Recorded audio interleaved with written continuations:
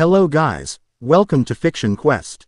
So in this video, we will see, what if Naruto Awaken power of a mythical conqueror's Haki and fell in love with the Oni princess, Yamato. If you enjoy these kinds of stories, don't forget to show us some love by hitting the like button and subscribing to the channel. Your support means the world to us. Now, let's start the story. Chapter 1. The Color of the King. The rain didn't fall in a megacre, it assaulted. It was a cold, constant siege that hammered the world into a smear of gray and green, turning solid earth to slick, grasping mud. Every gust of wind was a volley of icy needles, and the air itself was a wet cloak that clung to skin and stole warmth with greedy persistence. For Team 7, it had been the back door.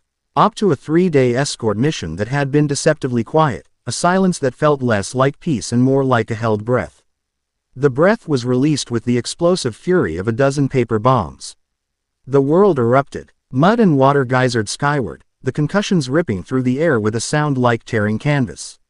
Kakashi Hatake was already moving, a silver blur yanking their client, a portly merchant named Kenji. Behind the relative safety of an ancient, moss-slicked tree. Sasuke, east flank. Sakura, protect Kenji. Naruto, with me. His voice was calm, a sharp, familiar command in the chaos. They had been ambushed. It wasn't a ragged band of missing nin. This was coordinated, professional. From the gray gloom, figures emerged, their foreheads bearing the scratched symbol of Iwagakure. Not just a few. Kakashi's Sharingan eye spun to life, its crimson glow a stark splash of color in the desaturated world. He counted 20. No, 25. All seasoned shinobi, their movements economical and deadly. A kill squad. This wasn't about the merchant. This was about them. So much for a simple C rank, Sasuke Uchiha muttered, his own Sharingan activating. He drew a kunai, its edge gleaming wetly. Looks like they finally decided to send real shinobi after us. Naruto Uzumaki landed beside Kakashi, his knuckles already white around a kunai. His blue eyes, usually so vibrant, were narrowed to hard slits. The sheer number of enemies was a suffocating pressure. He could feel the familiar, angry hum of the Kyuubi's chakra stirring in his gut, a furnace of rage eager to be unleashed. What's the plan? Kakashi-sensei. Survive, Kakashi said, his visible eye curving into a grim parody of his usual smile. The plan is to survive. The Iwa nin didn't wait. They moved as one, a wave of gray and brown against the forest's gloom. 5 broke off, charging Sasuke. A larger group of 10 swept toward Kakashi and Naruto. The remaining 10 held back, weaving hand signs, their intent clear, large-scale ninjutsu. Don't let them finish those seals. Kakashi barked, blurring into a sequence of his own. Doden. Doryuheki. A wall of mud and rock erupted from the sodden ground, intercepting a volley of sharpened stones that would have shredded them. The impact sent tremors through the earth. Naruto was already moving. Kage Bunshin no Jutsu. 10 clones burst into existence around him, each a perfect replica. And surged forward. They were a chaotic, unpredictable force, a splash of bright orange against the muted battlefield. They engaged the main Iwa force, kunai clashing against kunai. The metallic shriek sharp and clear even over the downpour. Sasuke was a dancer of death. His Sharingan tracked the movements of his 5 opponents, allowing him to weave between their attacks with arrogant grace. A feint, a spin, a kick to the jaw of one, a kunai deflecting a shuriken aimed at his throat. He was brilliant, a prodigy in his element, but he was outnumbered. One of his opponents was a feint, drawing his attention while another slammed his palms to the ground. Doden. Shinju Zanshu no Jutsu. Sasuke's eyes widened as a hand of mud shot from the ground and clamped around his ankle. He was anchored. A trap. The other 4 converged, their blades aimed for his heart. With a snarl of frustration, he channeled lightning into his limbs. Chidori Nagashi. An uncontrolled burst of electricity erupted from his body, shocking the hand holding him and forcing the attackers to leap back. But the cost was high. The explosive release of chakra left him winded, his leg trembling. From her position by the tree, Sakura watched with growing dread. She had placed explosive traps around their small defensive perimeter, her tactical mind working furiously. But she was a medic nin in training, not a frontline combatant. A few of the reserve Iwa nin had noticed her, and were beginning to creep around the flank. Kenji, the merchant, was whimpering behind her, his face pale with terror. She was his only shield. The battle was turning against them. Naruto's clones were being picked off one by one, their tactical advantage of chaos dwindling with each puff of smoke. Kakashi was a maelstrom of efficiency, his Sharingan allowing him to counter jutsu and taijutsu with practiced ease, but he was fully occupied with the enemy captain, a hulking jonin with arms like tree trunks. Every time Kakashi tried to disengage to help the others, the jonin pressed his attack, a relentless wall of earth-style jutsu and brute force. Naruto saw it all. He saw Sasuke, now fighting defensively. His lightning-fast movements slowed. He saw Sakura, her hand hovering over her kunai pouch, her eyes darting nervously toward the approaching shadows. He saw Kakashi-sensei, fighting a losing battle of attrition. They were being dissected, piece by piece. The Iwa Nin were too many, too strong, too coordinated. Anger, hot and familiar, surged through him. It was the Kyuubi's rage, a borrowed power that screamed for destruction. Red chakra, visible as a faint shimmer in the rain, began to leak from his pores. His nails elongated into claws, his whisker marks deepening. More power, the voice in his head hissed. Let me out. Let me tear them all apart. He formed a Rasengan in his palm, the sphere of chaotic chakra grinding against the air. He slammed it into the chest of an Iwa Nin, the force sending the man flying backward through two trees with a sickening crunch of bone and wood. The display of raw power made the others hesitate for a fraction of a second. But it wasn't enough. As soon as he finished the attack, 3 more were on him. He dodged and weaved, a feral grace to his movements, but he was being boxed in. He saw a flash of movement near Sakura. One of the flanking ninja had made his move. He was fast, a kunai aimed at the merchant's throat. Sakura moved to intercept, but she wouldn't be fast enough. At the same time, Sasuke stumbled. His earlier use of Th. Ichidori Nagashi had taken more out of him than he'd let on. One of his opponents capitalized on the opening, a powerful kick connecting with his ribs. Sasuke gasped, a flicker of pain crossing his face. And another Iwa Nin drove a fist into his stomach, doubling him over. Everything slowed down. The sight of his 2 teammates, his family, in mortal peril, struck Naruto with the force of a physical blow. The red chakra of the fox, hot and wild, was screaming in his veins. But beneath it, something else was stirring. Something deeper. It wasn't the searing hatred of the Kyuubi. It was his own. It was a cold, absolute, and utterly indomitable rage. It wasn't a plea for more power. It wasn't a bargain with the demon in his gut. It was a command. Stop. The word wasn't spoken. It was a thought, a feeling, a deep, primal need that resonated from the very core of his soul. He didn't want them to be beaten. He didn't want them to retreat.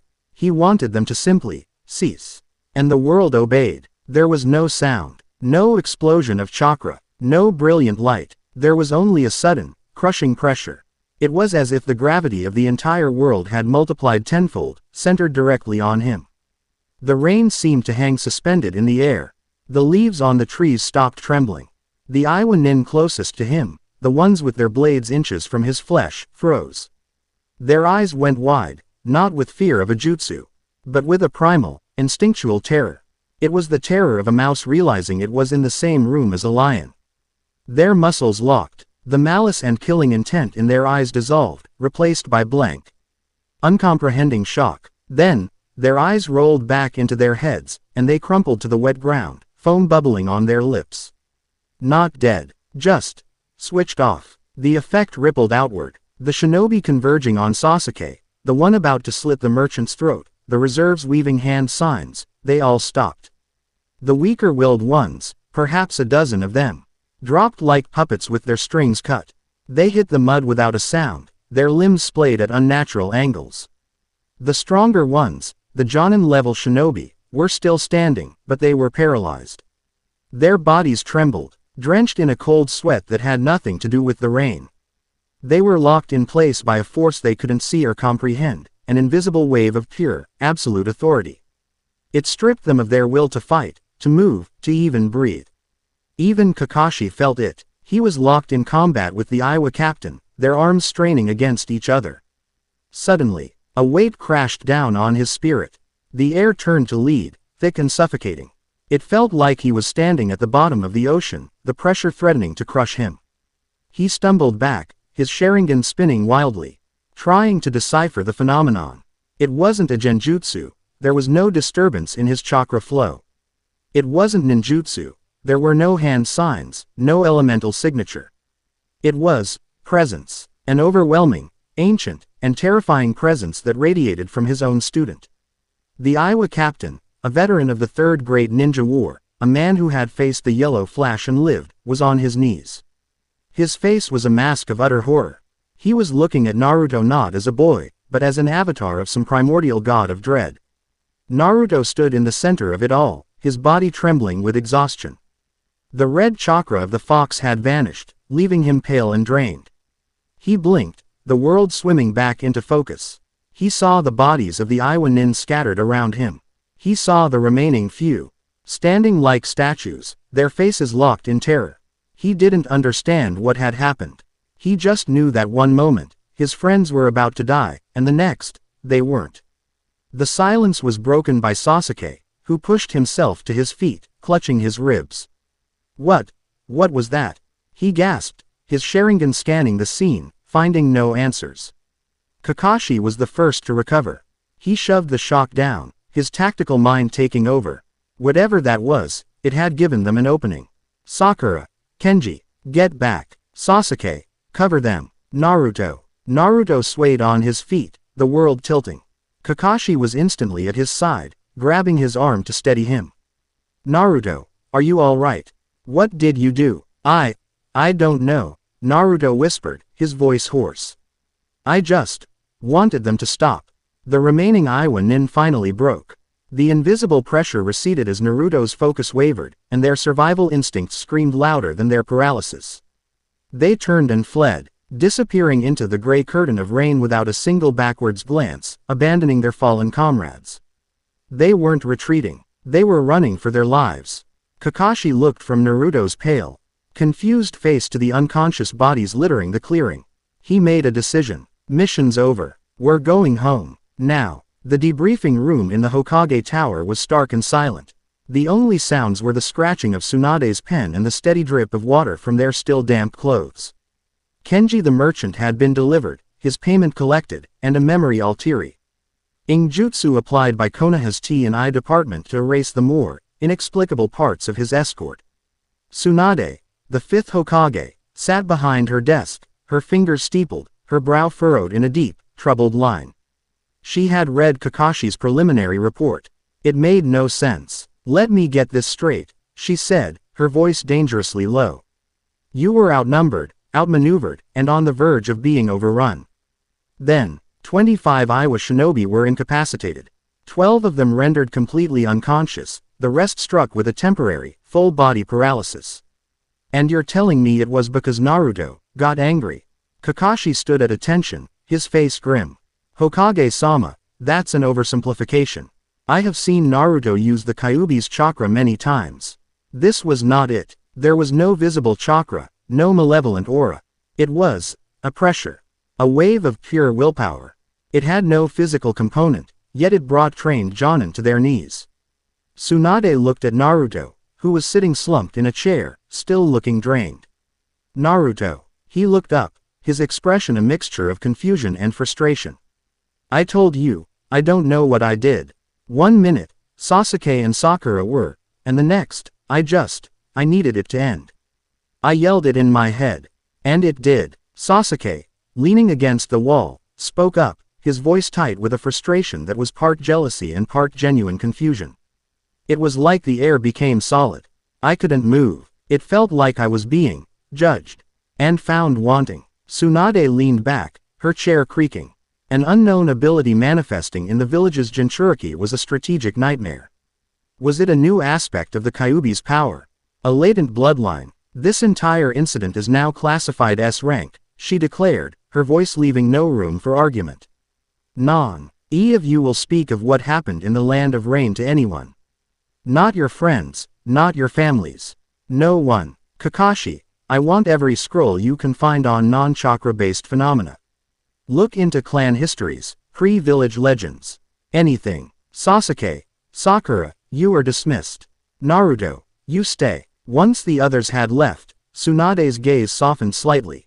How do you feel? Tired, Naruto admitted. And, weird. Like there's an echo of something inside me. Something big. This power, whatever it is dangerous because it's unknown, she said, her tone all business again. Until we understand it, you are to try and suppress it. Do not attempt to replicate what happened. Do you understand me? Yes, Ba-chan, he mumbled. Good. Go get some rest, and report to the hospital for a full workup tomorrow morning. As Naruto walked out of the office, Tsunade turned to the shadows in the corner of the room. Shizune emerged, her face pale. Lady Tsunade, what do you think it is? Tsunade star. At the door Naruto had just walked through. I don't know, she said, her voice heavy. But it felt like for a single moment, there was a king in that forest. And it worries me. Deep beneath the village, in the cold, sterile tunnels of the Foundation, a root operative knelt before its master. The operative's face was hidden by a blank, white mask, their voice a toneless monotone. The ambush was successful in its objective. Lord Danzo. Team 7 was pushed to its breaking point. Danzo Shimura sat in the shadows, his face a web of old scars, his right eye covered by bandages. The only part of him that seemed truly alive was his single, dark eye, which gleamed with cold, calculating intelligence. He tapped a finger on the arm of his stone chair. And the Jinchuriki? He asked, his voice a dry rasp. He reacted as anticipated, but the manifestation was unexpected. It was not the Kyuubi's chakra. The field report from our observer describes an invisible, omnidirectional wave of force T. Hat seemed to target the will of the enemy. It bypassed all physical and chakra-based defenses. The effect was mass unconsciousness and temporary paralysis. A purely psychological assault. Danzo's finger stopped tapping. The air in the room grew colder. For years, he had seen the Kyuubi as a weapon to be tamed, a beast to be broken and pointed at Konoha's enemies. The boy was merely the container, a flawed, emotional vessel that needed to be reforged into a tool. But this changed the equation entirely. A jutsu could be copied. A bloodline could be stolen and implanted. A tailed beast could be sealed and controlled. But a power like this, a will that could impose itself upon reality without seals or chakra.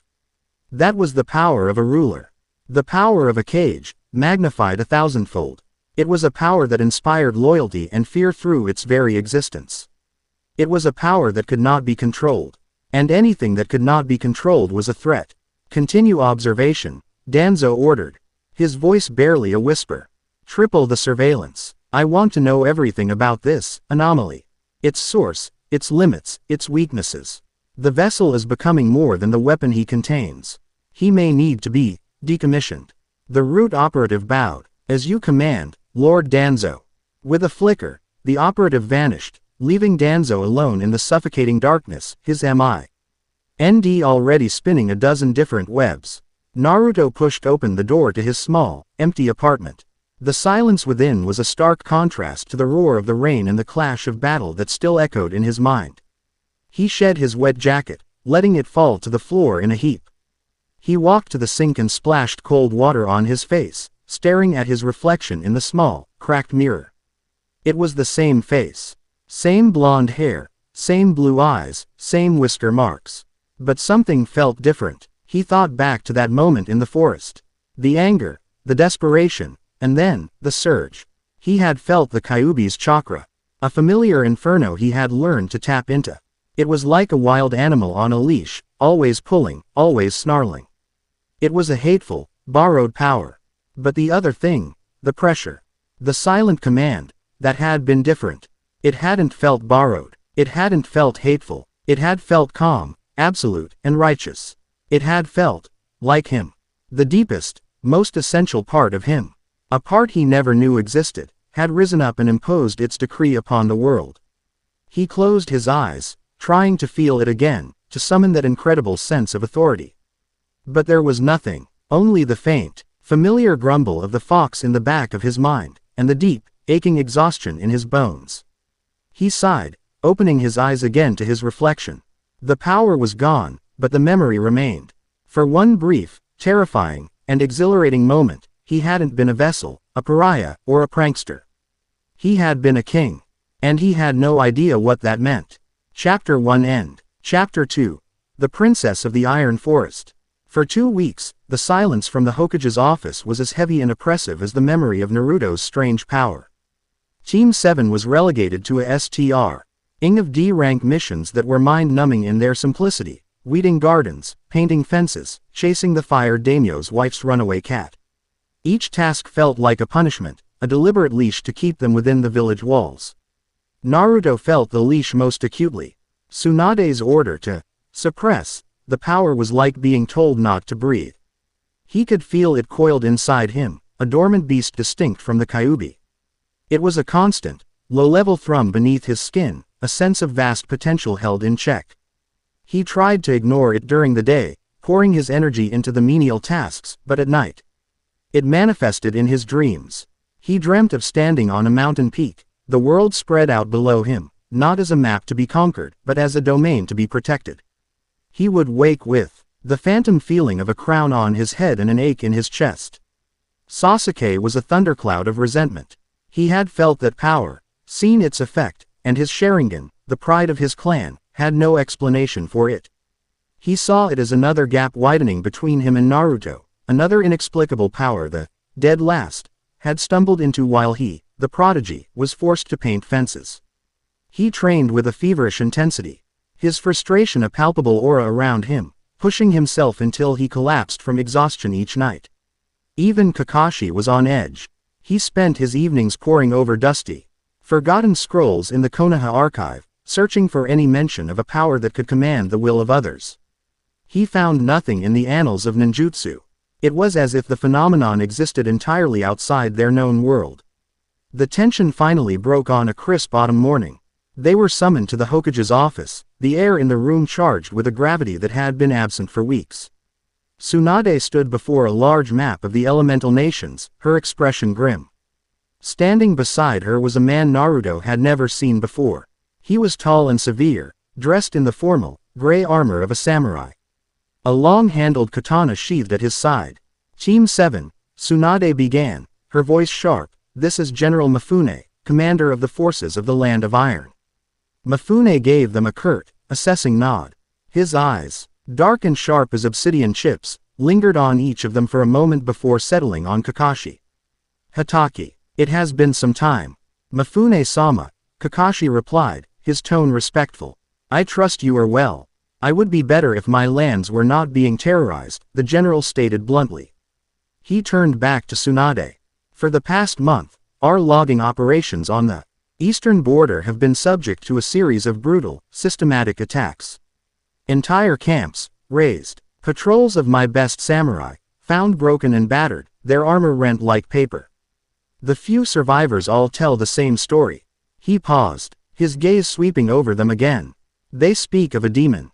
A horned beast of immense strength, moving with unnatural speed, wielding a club of black iron that shatters the very earth. Naruto's interest peaked. A real monster. This sounded infinitely better than chasing cats. Tsunade pointed to a heavily forested region on the map, a patch of dark green that saw T squarely in the neutral territory of the Land of Iron. This area is known locally as the Tetsuno Mori, the Iron Forest. It's an ancient woodland, largely untouched due to its treacherous terrain and local legends. Legends of Oni, demons, Mifune clarified, his voice laced with disdain. Fairy tales used to frighten children. I do not believe in demons, Hokage. I believe in rogue ninja, or Pei. Raps a new weaponized summons from a rival village. The attacks are precise, aimed at disrupting our timber trade. This has the scent of political maneuvering. Which is why you've come to us, Kakashi inferred. Indeed, said Mifune. The Land of Iron remains neutral. An open investigation by our forces could be seen as an act of aggression by our neighbors. Konoha, as our ally, can send a small reconnaissance team to investigate under the guise of a standard patrol. Find the source of these attacks. Identify them. If they are shinobi, we will deal with them. If it is something else, we will deal with that, too. Tsunade folded her arms. Team 7 will handle the investigation.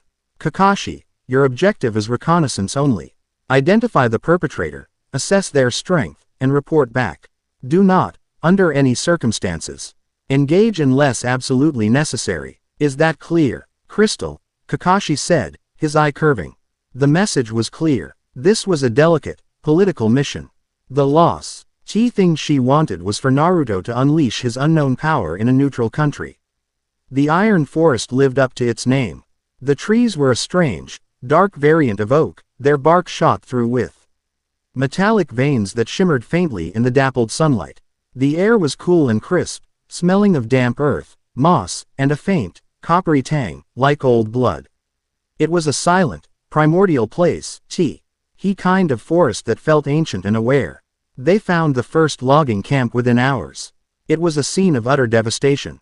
Massive logs had been snapped in half like twigs. Heavy machinery and de-logging equipment were twisted into unrecognizable shapes of bent metal. The cabins had been flattened, their wooden walls smashed inward by a force that beggared belief. No ninjutsu residue, Kakashi noted, his Sharingan active as he scanned the wreckage. No scorch marks, no elemental damage. Just brute force, an incredible amount of it. Sasuke knelt, examining a deep crater in the earth. The ground around it was splintered, as if it had been struck by a meteor. Whatever did this is strong. Stronger than any human. Naruto found footprints. They were huge, larger than any man's, and pressed deep into the muddy ground.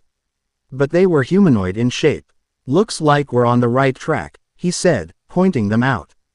They followed the trail deeper into the forest, the signs of destruction becoming more frequent. Swaths of trees were knocked down, the earth churned up. They moved in silence, a sense of being watched growing with every step. The forest itself seemed to hold its breath around them. The feeling culminated in a large clearing, where the trail abruptly ended. The space was dominated by a massive, gnarled tree that looked as old as the mountains. The air was thick with tension. "Show yourself," Kakashi called out, his hand resting on his kunai pouch. For a moment, there was only silence. Then, a voice, deep and resonant, with a distinctly feminine timbre, echoed from the canopy above. "You are shinobi of Konoha. Your presence here is an intrusion. Leave this place." From a thick branch high on the ancient tree, a figure dropped to the ground, landing with a soft thud that barely disturbed the leaves. She was tall, taller than Kakashi, with a powerful, athletic build that her simple, dark red kimono did little to conceal. Her skin was a pale, almost porcelain white, a stark contrast to her long, flowing mane of pure white hair, which was tied back in a high ponytail. From her forehead, two short, sharp horns of a brilliant crimson color jutted upward. And her eyes were a piercing shade of gold, her pupils vertical slits like a cat's. In her hands, she held a weapon that seemed impossibly large, a massive, black iron kanabo, a studded war club th. It looked heavy enough to anchor a battleship. Naruto stared. A demon, an oni. She was real, but she wasn't the hideous monster from the stories. She was beautiful, fierce, and powerful, and utterly captivating. "You're the one who destroyed the camps," Sasuke stated, his hand already on the hilt of his chikudo. The Oni woman's golden eyes narrowed. The humans were destroying the forest. They were loud, and careless. And their machines poisoned the air. I encouraged them to leave. They chose not to listen. Encouraged, Sakura whispered, looking at the devastation around them. "My name is Yamato," the woman said, her voice ringing with authority. She hefted the kanabo, resting its massive head on her shoulder as if it weighed nothing. "This forest is under my protection. I will ask you one last time. Leave." Kakashi stepped forward, his hands raised in a placating gesture.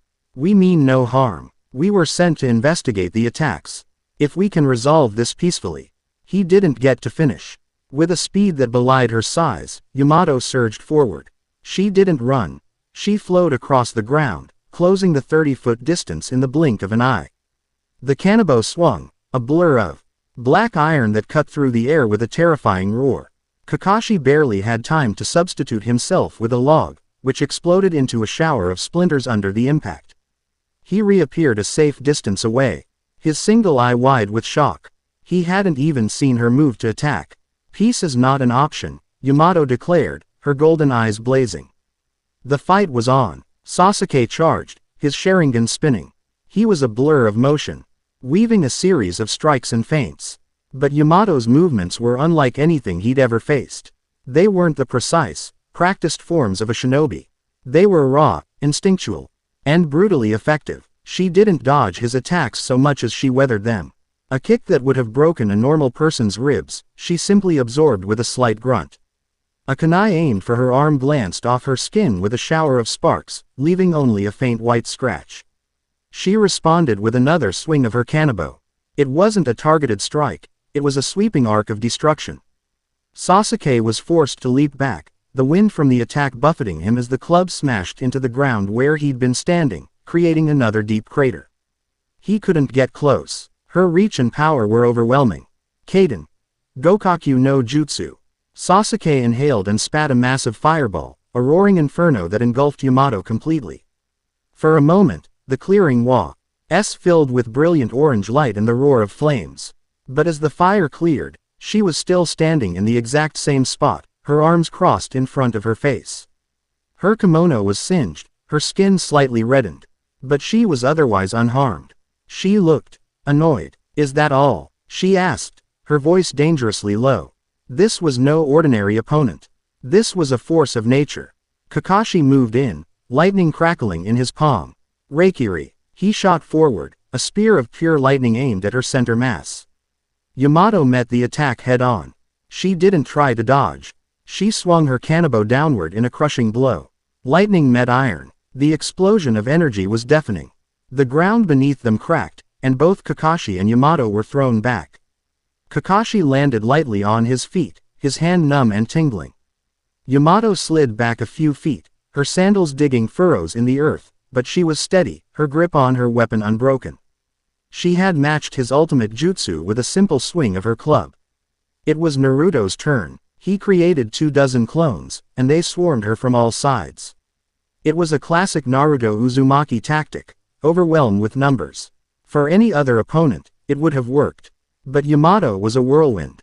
She spun, the kanabo a near-invisible circle of death around her. Clones were dispelled in puffs of smoke before they could even land a blow.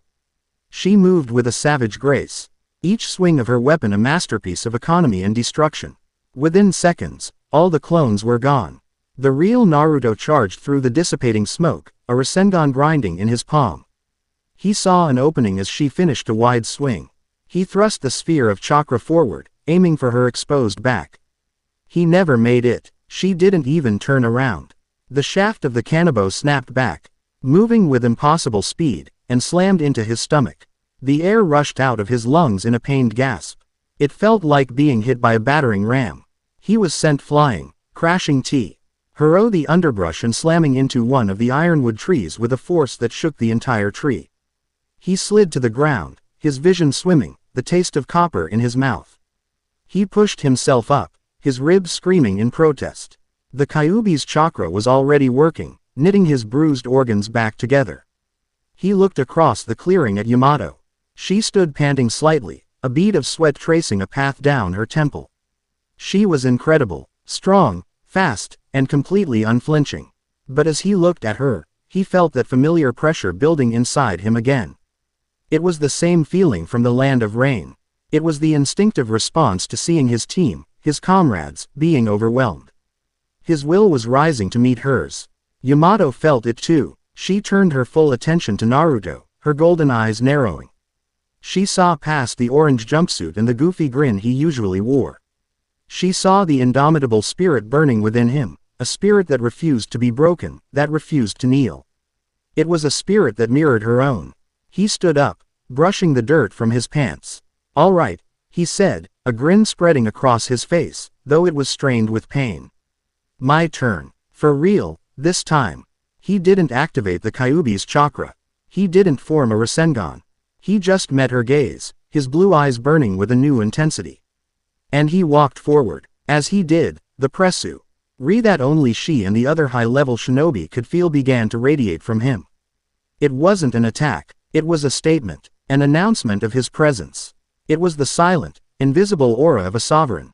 Yamato's eyes widened. She felt it pressing against her spirit, a heavy, intangible force that demanded submission.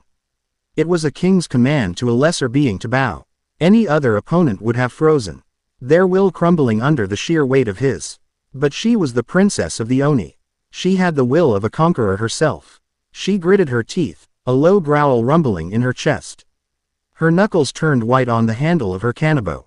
She planted her feet, resisting the invisible force through sheer, stubborn pride. She staggered, taking a single, involuntary step back. Her breath hitched, but she did not fall. She did not bow. Naruto stopped, a look of genuine surprise on his face. She had withstood it. She had faced his spirit head-on and hadn't broken. In that moment, the fight was forgotten. There was only a stunned, silent acknowledgement between them.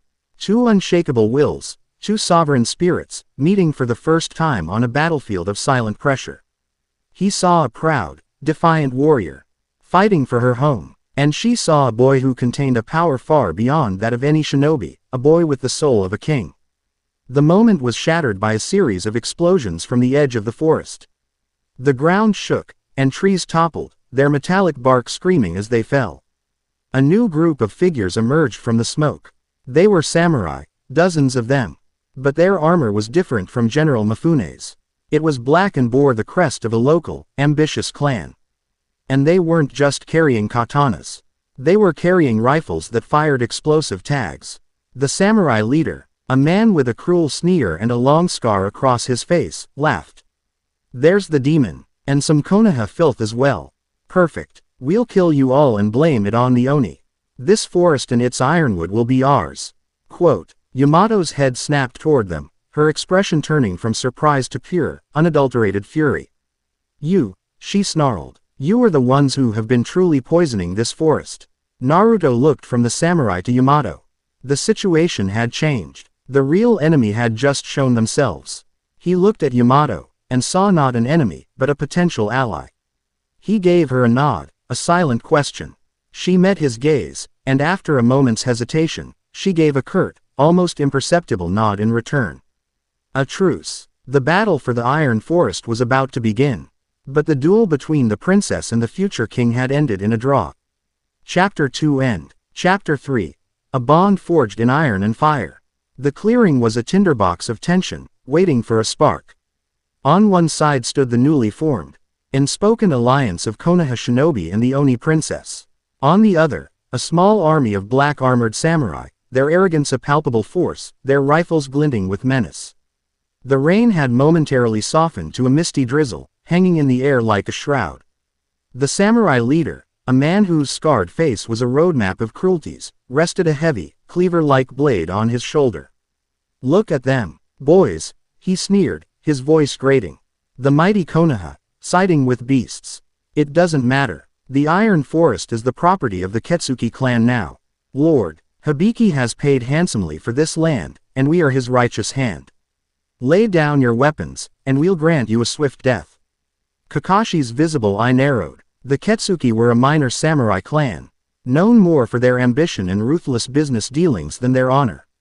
This wasn't a random land grab, it was a hostile corporate takeover with swords and explosive tags. Naruto didn't need any more explanation.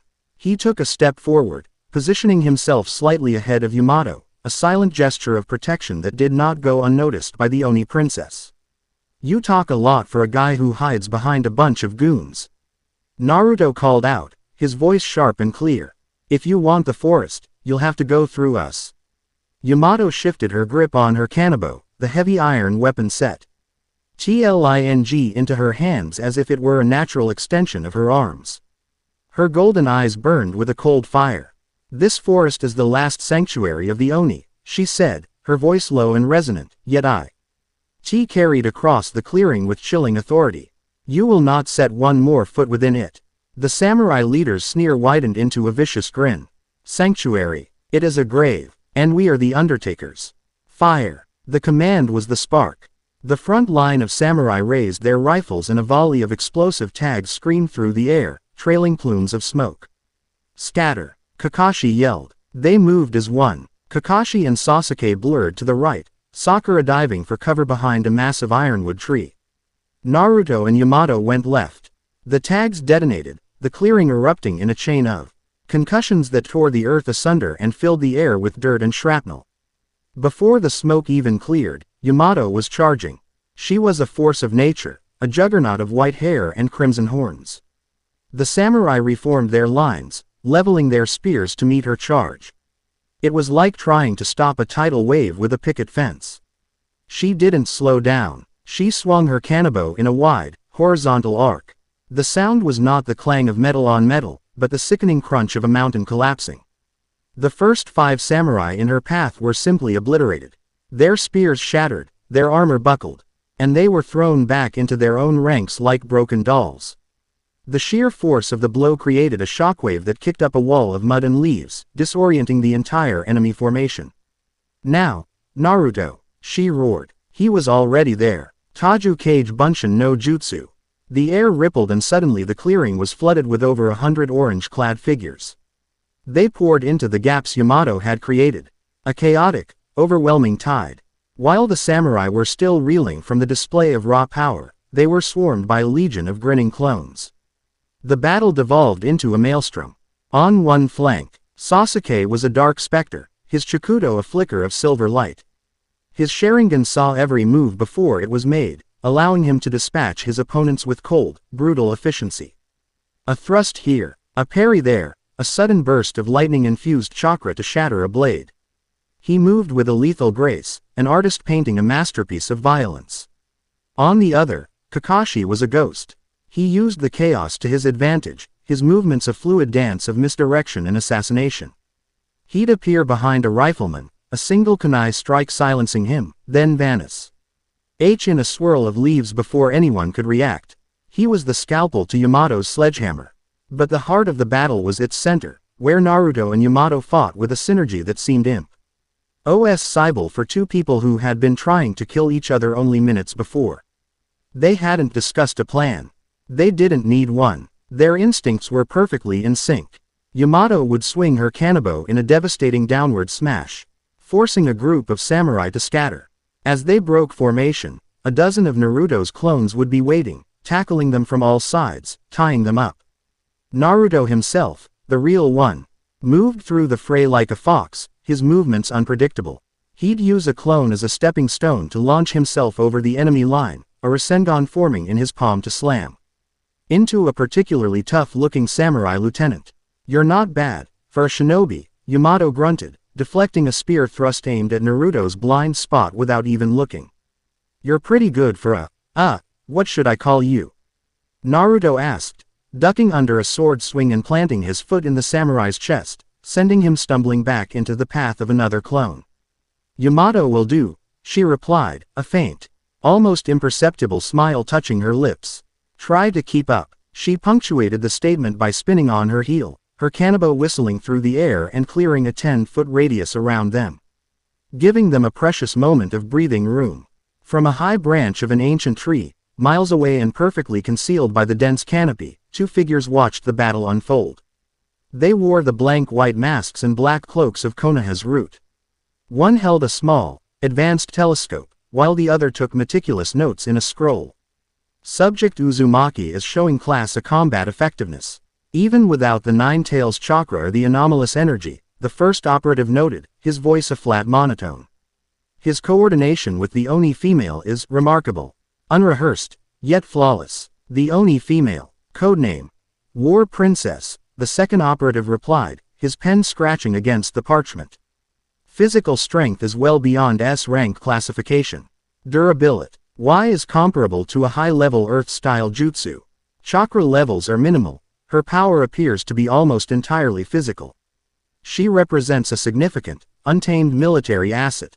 Lord Danzo's int. Urist is in the Jinchuriki's unique ability.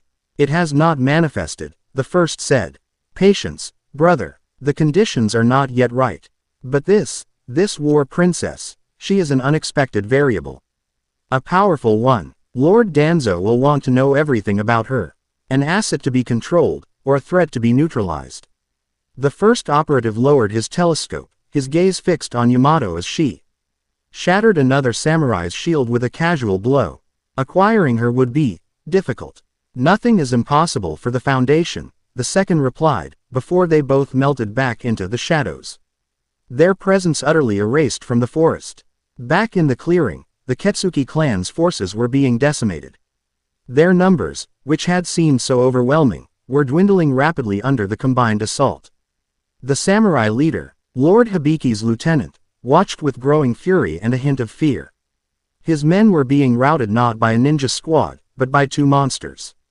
"You worthless curs," he roared, drawing his massive cleaver. "You fear one woman and a boy in a ridiculous orange jumpsuit. Fine, I will kill them myself." He focused on Naruto, correctly identifying him as the more disruptive, if less physically imposing. "Of the two, you, Jinchuriki, I've heard stories of the Kyuubi brat from Konoha. Once I kill you, I'll take that demon fox for my lord and we'll have a real weapon." He charged, his blade held high. Naruto met him head-on, deflecting the heavy cleaver with a reinforced kunai, the impact jarring his arm to the shoulder. "The man was strong. So they call you a demon, too." Yamato's voice came from his side. She had intercepted two samurai trying to flank him, her kanabo sending them flying. She wasn't looking at him, her eyes fixed on the battle, but her words were meant for him alone. Naruto grunted, parrying another blow. "Yeah, well, I've got an actual giant demon fox sealed inside me. Kind of comes with the territory. A cage is not the same as the beast within it," she replied. Her tone matter of fact. Her words struck Naruto with surprising force. No one had ever described it like that. They always saw him and the Kyuubi as one and the same. She saw a distinction. She saw him. The lieutenant roared in frustration, swinging his cleaver wildly. "It doesn't matter. Demon, container, you'll die all the same." Naruto saw his opening. He dropped to the ground, sliding under the wild swing. "Yamato, now, launch me." She didn't question it. As Naruto slid past her, she swung her kanabo upward, not as an attack, but as a lever. She caught Naruto's rising form on the flat of the club and, with a powerful heave of her shoulders, launched him into the air. Naruto sailed over the lieutenant's head, already forming a Rasengan in his hand. The samurai's eyes went wide as he looked up at the descending, spiraling sphere of blue death. "Rasengan!" Naruto roared, slamming it down onto the man's back. The impact was immense. The lieutenant was driven face first into the mud, his armor cracking, the attack carving a deep, swirling crater at the point of impact. He didn't get up. With their leader's defeat, the remaining samurai broke. They dropped their weapons and fled, a disorganized mob vanishing into the woods. Silence descended upon the clearing, broken only by the groans of the wounded and the soft patter of the rain. Naruto landed, breathing heavily, the adrenaline slowly beginning to fade. He looked at Yamato, who was leaning on her kanabo, her chest rising and falling with each deep breath. "Thanks for the lift," he said, offering a tired grin. She just nodded, her golden eyes surveying the battlefield. The truce had held. They had won. An hour later, the clearing was quiet. Kakashi and Sasuke had bound the unconscious samurai, including the lieutenant, leaving them for Mifune's forces to collect. Sakura was tending to the few minor wounds they had sustained. Naruto found Yamato standing at the edge of the clearing, her back to him, looking out into the depths of the forest. The drizzle had stopped, and a pale, watery sunlight was beginning to filter through the canopy. "Why are you so protective of this place?" Naruto asked, coming to stand beside her. "I mean, it's a forest. A cool one, but, still just a forest." She was silent for a long moment, her gaze distant. "Because it is all we have left," she said finally, her voice softer than he had heard it before. "It is the last piece of the world that remembers us as we were." "What do you mean?" She turned to him, her golden eyes holding a deep, ancient sadness. "The Oni were not always legends. We were a clan, as real as the Uchiha or the Senju. In the Warring States period, our strength was sought after. We fought alongside the great shinobi clans, our bodies their unbreakable shields, our clubs their unstoppable battering rams. We bled and died for their causes." Her hand tightened on her kanabo. "But our power, it frightens people. We do not use ninjutsu. Our strength comes from our blood, from the very core of our being. When the wars ended and the villages were formed, there was no place for us. We were too strong, too different. Our former allies, the very people we had fought to protect, began to whisper. They called us monsters, demons. It is easier to betray a monster than it is to betray an ally." Naruto listened, a cold knot forming in his stomach. He knew this story. He had lived a version of it every day of his life. They hunted us, Yamato continued, her voice cold as iron. They drove us from our ancestral lands, slaughtered our people, and erased our name from the history books, replacing it with the fairy tales you hear today. The few who survived fled here, to this forest, a place whose legends were already so dark that no one dared follow. This is not just a forest, Naruto Uzumaki. It is the last refuge of my people.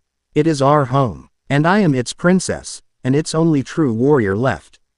Naruto stared at her, at the proud set of her jaw, the fierce loyalty burning in her eyes. He saw the immense weight she carried on her shoulders, the survival of her entire race. That's stupid, he said, his voice rough with emotion. Yamato blinked, taken aback. What? It's stupid, he repeated, more forcefully. Being strong isn't a crime. Being different isn't a crime. People who get scared of stuff like that, who betray their friends because they're afraid, they're not strong. They're weak, and they're cowards. Her breath hitched. She stared at him, her lips slightly parted. In her entire life, no one had ever looked at her power and not seen something to be feared, or controlled, or hated. They saw a monster. But this boy, this container of a true demon, looked at her and saw only strength. He saw her, and he understood. A strange warmth spread through her chest, an unfamiliar and not entirely unpleasant feeling. Kakashi approached them, his expression unreadable. Our mission is complete. The threat to the logging camps has been neutralized. My report will state that the Ketsuki clan was operating illegally and that the demon of the forest was merely a protector dealing with trespassers. He looked pointedly at Naruto, then at Yamato. We are to observe and report. But my observations tell me the matter is resolved. He was bending the rules, giving Naruto the leeway he needed. He was trusting his student's judgment. Naruto beamed at his sensei before turning back to Yamato. We'll make sure no one bothers you again. That's a promise. Yamato looked at this boy, with his ridiculously bright clothes and his even brighter smile. She saw his unwavering conviction, the absolute certainty in his blue eyes. She thought of his strange, oppressive power, the will of a king. That she had somehow managed to withstand. Maybe she wasn't the only one of her kind left in the world. Not an Oni, no, but a fellow monster. A kindred spirit. She made a decision. You have defended my home, she said, her voice formal once more. You have earned my trust. There is something you should see. Something the world has forgotten. She turned and walked towards the massive, gnarled tree at the center of the clearing. She placed her hand on its iron-like bark, and a section of the tree shimmered and seemed to melt away, revealing a dark, tunnel-like opening leading down into the earth. A soft, warm light emanated from within. Come, she said, looking back at them, a silent invitation in her golden eyes. Welcome to Onigashima, the last village of the Oni. Chapter 3 End. Chapter 4. The Uncrowned Council. The entrance to Onigashima was not a simple tunnel, it was a threshold between worlds. The moment they stepped past the shimmering illusion on the great ironwood tree, the air changed. The damp, earthy scent of the forest gave way to something cleaner, ancient and dry, laced with the faint smell of hearth smoke and strange, subterranean flora. The tunnel sloped gently downward, its walls of smooth, dark stone pulsing with a soft, internal luminescence, as if veins of moonlight were trapped within. After 100 paces, the tunnel opened into a cavern so vast it stole the breath. It was a subterranean world bathed in a gentle, silver-blue light that emanated from colossal clusters of phosphorescent crystals embedded in the ceiling, 1,000 feet above. They looked like a constellation of captive stars. A gentle, climate-controlled breeze, seemingly from nowhere, rustled the leaves of strange, pale trees that grew in manicured groves. In the center of the cavern, a massive, tiered structure had been carved from a single, gigantic stalagmite, its architecture a blend of formidable fortress and elegant temple. Waterfalls cascaded from the cavern walls into a serene, crystal-clear lake that ringed the central structure. This was no damp cave. It was a hidden city, a breathtaking sanctuary of stone and light. Incredible, Sakura whispered, her voice filled with awe. Sasuke's Sharingan was active, but not for threat assessment. He was taking in the sheer scale of the place, a flicker of grudging respect in his eyes. Dozens of figures emerged from the carved dwellings. They were the Oni, but they were not the monstrous warriors of legend. They were old men with long, white beards and kind eyes, women with gentle faces moving with a quiet grace, and children whose crimson horns seemed too large for their small heads, their laughter echoing softly in the vast space. They were dressed in simple, woven fabrics of deep blue and gray. They were a people, not an army. They saw Yamato and their faces lit up with relief and affection. Then they saw the Konoha shinobi, and the warmth was instantly replaced by fear. They drew back, pulling their children behind them, their expressions a mixture of ingrained terror and distrust. An elderly Oni, his back stooped with age but his golden eyes still sharp and intelligent, stepped forward, leaning heavily on a staff of polished ironwood. Yamato Heim, you have returned, but you have brought outsiders into our home. After what happened, they are not a threat, Elder Fudo, Yamato said, her voice softer and more respectful than they had yet heard it. They fought beside me. They defended the forest against the Ketsuki clan. The elder's gaze fell upon Naruto. He looked at him intently, his ancient eyes seeming to pierce right through to Naruto's soul. He took a half step back, his eyes widening in shock. He wasn't looking at Naruto's face, but at something around him, an invisible aura that only he could perceive. The color, Fudo whispered, his voice trembling slightly. It has been an age since I have seen that color. The color of the Supreme King. Naruto blinked. Color? What are you talking about, old man? I'm wearing orange. The elder ignored him, his gaze still locked on that unseen energy. It is a legend from the before time, when the world was new. A tale told to us by the first Oni. Some souls are born with a will so bright, so absolute, that it has a color visible to those who can see the spirit. It is the mark of those who stand above others, who command loyalty and fear through presence alone. Haoshoku, the color of the conqueror. Kakashi's visible eye widened. Haoshoku. The term was archaic, pre-shinobi, a word he'd only seen once in a crumbling text. About the mythical origins of the world. It was a power thought to be pure myth. Yamato looked from Fudo to Naruto, her own understanding dawning. That incredible pressure, that force of will she had felt from him, it was not a jutsu. Not a bloodline, it was something far older, far more fundamental. Naruto, for his part, was utterly confused, but the weight of the elder's words settled on him. He felt a connection to this place, to these people who had been betrayed and hidden away, just as he had been. He knelt down, meeting the gaze of a small Oni girl who was peering shyly from behind her mother's leg. He offered her a wide, goofy grin. Hey there, my name's Naruto. Those horns are really cool. The girl blinked, then a tiny smile touched her lips before she hid her face again. The simple, honest act of kindness did more to ease the tension than any diplomatic speech could have. Yamato watched him, a complex swirl of emotions in her chest. For the survival of her people, she had been prepared to be a monster. A solitary guardian against the world. But now, another path was opening. An alliance. Elder Fudo, she said, her voice firm. I am going to Konoha with them. I will SPEAK to their leader and secure a formal treaty. My people will not live in fear in the shadows forever. It is time for the Oni to have allies again. The elder looked at her, then back at Naruto's open, honest face. He saw the unwavering determination in his princess's eyes. With a heavy sigh, he nodded. The world has changed. Perhaps it is time we changed with it. Go, child. Forge a new destiny for us. The journey back to Konoha was a tense affair. The wonder of Onigashima faded with each step, replaced by a growing sense of dread for the political battle to come. Yamato walked with a regal poise, her expression unreadable. But Naruto could see the tension in her shoulders. She was placing the fate of her entire race in his hands. Their arrival at the gates of Konoha was met with stunned silence. The gate guards, Azumo and Katetsu, stared, their jaws slack, at the tall, horned woman walking beside Team 7. Whispers erupted like wildfire as they walked through the village streets. Villagers stopped and stared, their eyes wide with a mixture of fear, shock, and morbid curiosity.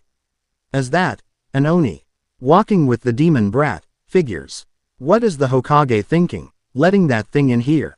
Yamato's back was ramrod straight, her golden eyes fixed forward, betraying none of the hurt or anger she must have felt. Naruto's hands clenched into fists at his sides. It was his entire childhood, replayed before his eyes. But this time, he wasn't the only target. He subtly shifted his position, walking a half-step closer to her, a silent shield against the hateful glares. She glanced at him, a flicker of surprise and gratitude in her eyes. Tsunade's office was already a storm.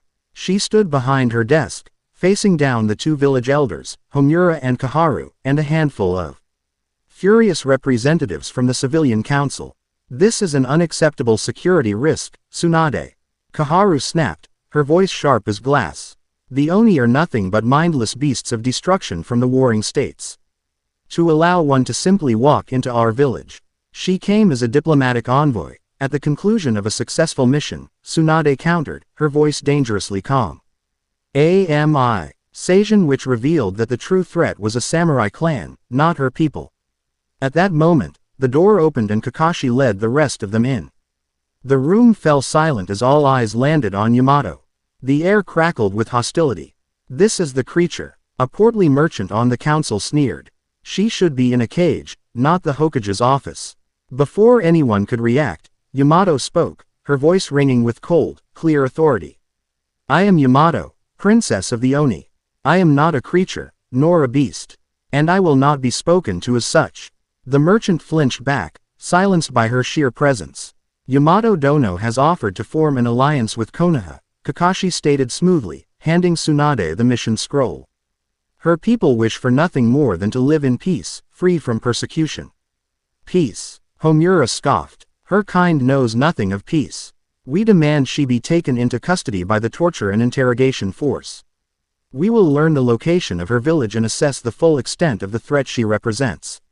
You will do no such thing, Naruto growled, stepping forward. I vouched for her. If you have a problem with her, you have a problem with me. The tension in the room was a physical thing. Tsunade was about to speak when the door opened again, slowly and deliberately. Danzo Shimura walked in, flanked by two masked root operatives. His single, dark eye swept across the room, taking in the scene with cold, analytical precision. It seems I have arrived at a critical juncture, he said, his voice a dry rasp. The issue is not just this, visitor. The issue is one of discipline, of control. His gaze settled on Naruto. I have read the preliminary report from the Land of Rain. I have heard the whispers of an unknown power. And now I hear that a genin of this village has taken it upon himself to conduct foreign policy, to defy the chain of command, and to harbor a potential S-class threat within our walls. He walked forward, his presence casting a pall over the room. This is what happens when power is left unregulated. Naruto Uzumaki is a hero, yes. But he is also a weapon. And a weapon without a proper wielder is a danger to everyone, including itself. His new ability, this, pressure, must be contained. He turned to Tsunade, his voice dropping to a conspiratorial whisper that everyone could still hear. For the good of the village, and for the boy's own safety, I propose that he be placed under the care of the Foundation. We have seals, cursed seals, that can help him regulate this power, to ensure it never gets out of control again. It is the only logical course of action. Quote, a cursed seal, like Sasuke's, a chain. Naruto felt a cold fury wash over him. No, Tsunade said, her voice like flint. I will not turn my shinobi into your puppets, Danzo. Then you are letting sentiment cloud your judgment, Hokage, Danzo shot back. The council will overrule you on this. The boy is too dangerous to be left unchecked, and the Oni will be taken into our custody for evaluation. He had cornered her. The civilian council and the elders were already nodding in agreement, their fear overriding their loyalty to Tsunade. This was it. They were going to chain him. They were going to cage Yamato. All his life, he had been fighting for their acknowledgement, for their respect. And now, after everything, they still saw him as nothing more than a monster to be leashed. The hot, familiar anger of the Kyuubi began to bubble in his gut, but he pushed it down. This wasn't a time for the fox's mindless rage. This called for something else. A cold, clear, and absolute decision. He had tried to play by their rules. He had tried to earn their trust. It hadn't worked, so he would make his own rules. Enough. The word was spoken softly, almost a whisper. but it cut through the argumentative din like a clap of thunder. Everyone turned to look at Naruto. He stood in the center of the room, his head bowed, his fists clenched at his sides. When he looked up, his blue eyes were burning with an intensity that made everyone, even Danzo, pause. "You want to talk about control, Danzo?" Naruto said, his voice dangerously calm. "You want to put chains on me? You want to lock away my friends because you're afraid?" He took a step forward, and the world shifted. There was no sound, no burst of chakra. It was simply presence. A crushing, suffocating weight descended upon the room. The air grew thick, heavy as mercury. The scrolls on Tsunade's desk flattened as if under an immense physical press. The very light in the room seemed to dim, unable to escape the sheer gravity of his will. The civilian council members collapsed into their chairs, their faces ashen, gasping for breath they could not find. Homura and Kaharu, who had weathered wars and faced down Cage, were slammed back into their seats, their ancient faces masks of pure, uncomprehending shock. This was not chakra. This was not killing intent. This was the spiritual weight of a mountain crashing down upon them. Yamato felt it too, but for her, it was different. It was the same pressure from the forest, but 100 times more focused, more controlled. It wasn't directed at her. It was a shield, a declaration that wrapped around her protectively. Only 3 people in the room remained fully standing. Kakashi, who was sweating profusely, his legs trembling with the effort of resisting, Tsunade, who was gritting her teeth, her immense strength and willpower allowing her to endure, and Danzo. Danzo's face was a rigid mask. A vein throbbed in his bandaged temple. His knuckles were white where he gripped the head of his cane. He was a man of immense will, a will that had shaped the village from the shadows for decades. But now, that will was being met by a greater one. He was not being asked to submit. He was being told. He was being dominated, and the sheer fury of that insult was etched on his face. Naruto's voice cut through the oppressive silence, each word landing with the force of a hammer blow. He wasn't yelling. He didn't need to. Yamato is the princess of the Oni. She is a guest of this village, and she is my friend. She is under my protection. You will not touch her. You will not threaten her. You will afford her the respect due to an envoy of an allied clan. He took another step, his gaze locking directly onto Danzo's single, furious eye. "And you," he said, his voice dropping to an icy whisper. "You will never speak of putting your chains on me again. My power is my own. It serves Konoha, but it kneels to no one." He held the pressure for one more second, letting his absolute, unbreakable will sink into every person in the room. Then, as quickly as it came, it vanished. The air rushed back into the room. The council members gasped and sputtered. The elders stared, their faces a mixture of terror and awe. Naruto turned, his expression now calm and unreadable. He walked over to Yamato's side. "Let's go. I think we're done here." He didn't wait for a dismissal. He simply turned and walked out of the Hokage's office, Yamato at his side, leaving a room full of the most powerful people in Konoha in stunned, terrified silence. Tsunade sank into her chair, a shaky hand coming up to her forehead. She looked at the faces of her council, at the pure fear in the eyes of her advisors. Then she looked at Danzo. His face was no longer just furious. It was murderous. The lines had not just been drawn. Naruto Uzumaki had carved them into the very bedrock of the village with a will of iron. He was no longer just their Jinchuriki. He was a king without a crown. A power that Konoha would now have to reckon with. And a war had just been declared in the shadows. Chapter 4 End. Chapter 5. Kings and Sages. The aftermath of Naruto's declaration in the council chamber was a deafening silence. As he and Yamato walked through the village, the usual cacophony of daily life seemed to hold its breath. Villagers who once openly scorned him now averted their eyes, flattening themselves against walls to let them pass. The whispers of "demon brat" had been replaced by a new, more fearful murmur, the one with the pressure. They had traded one form of isolation for another, swapping contempt for fear. It was a bitter sort of progress. They ended up at Training Ground 7, the air still and quiet around the 3 worn posts. The setting sun bled orange and purple across the sky, a beautiful bruise of a sunset. "That power," Yamato said, breaking the silence. She stood with her arms crossed, her kanabo resting against her shoulder. The elder called it Haoshoku. The color of a king. What is it? Naruto leaned against one of the posts, the rough wood a familiar comfort against his back. Honestly, I have no idea. The first time it happened, I thought it was just a fluke. Today, I knew what I was doing. I was so angry, not just for me, but for you. For how they looked at you, talked about you. Like you weren't a person. I just willed them to listen. To understand. He looked at his own hands, flexing his fingers. It's like there's a voice inside me that isn't the Kyuubi. And it doesn't shout. It just commands. Before Yamato could respond, a boisterous, all too familiar laugh echoed from the trees, making the village elders wet themselves and giving an old sage a mountain of new headaches. You've been busy, brat.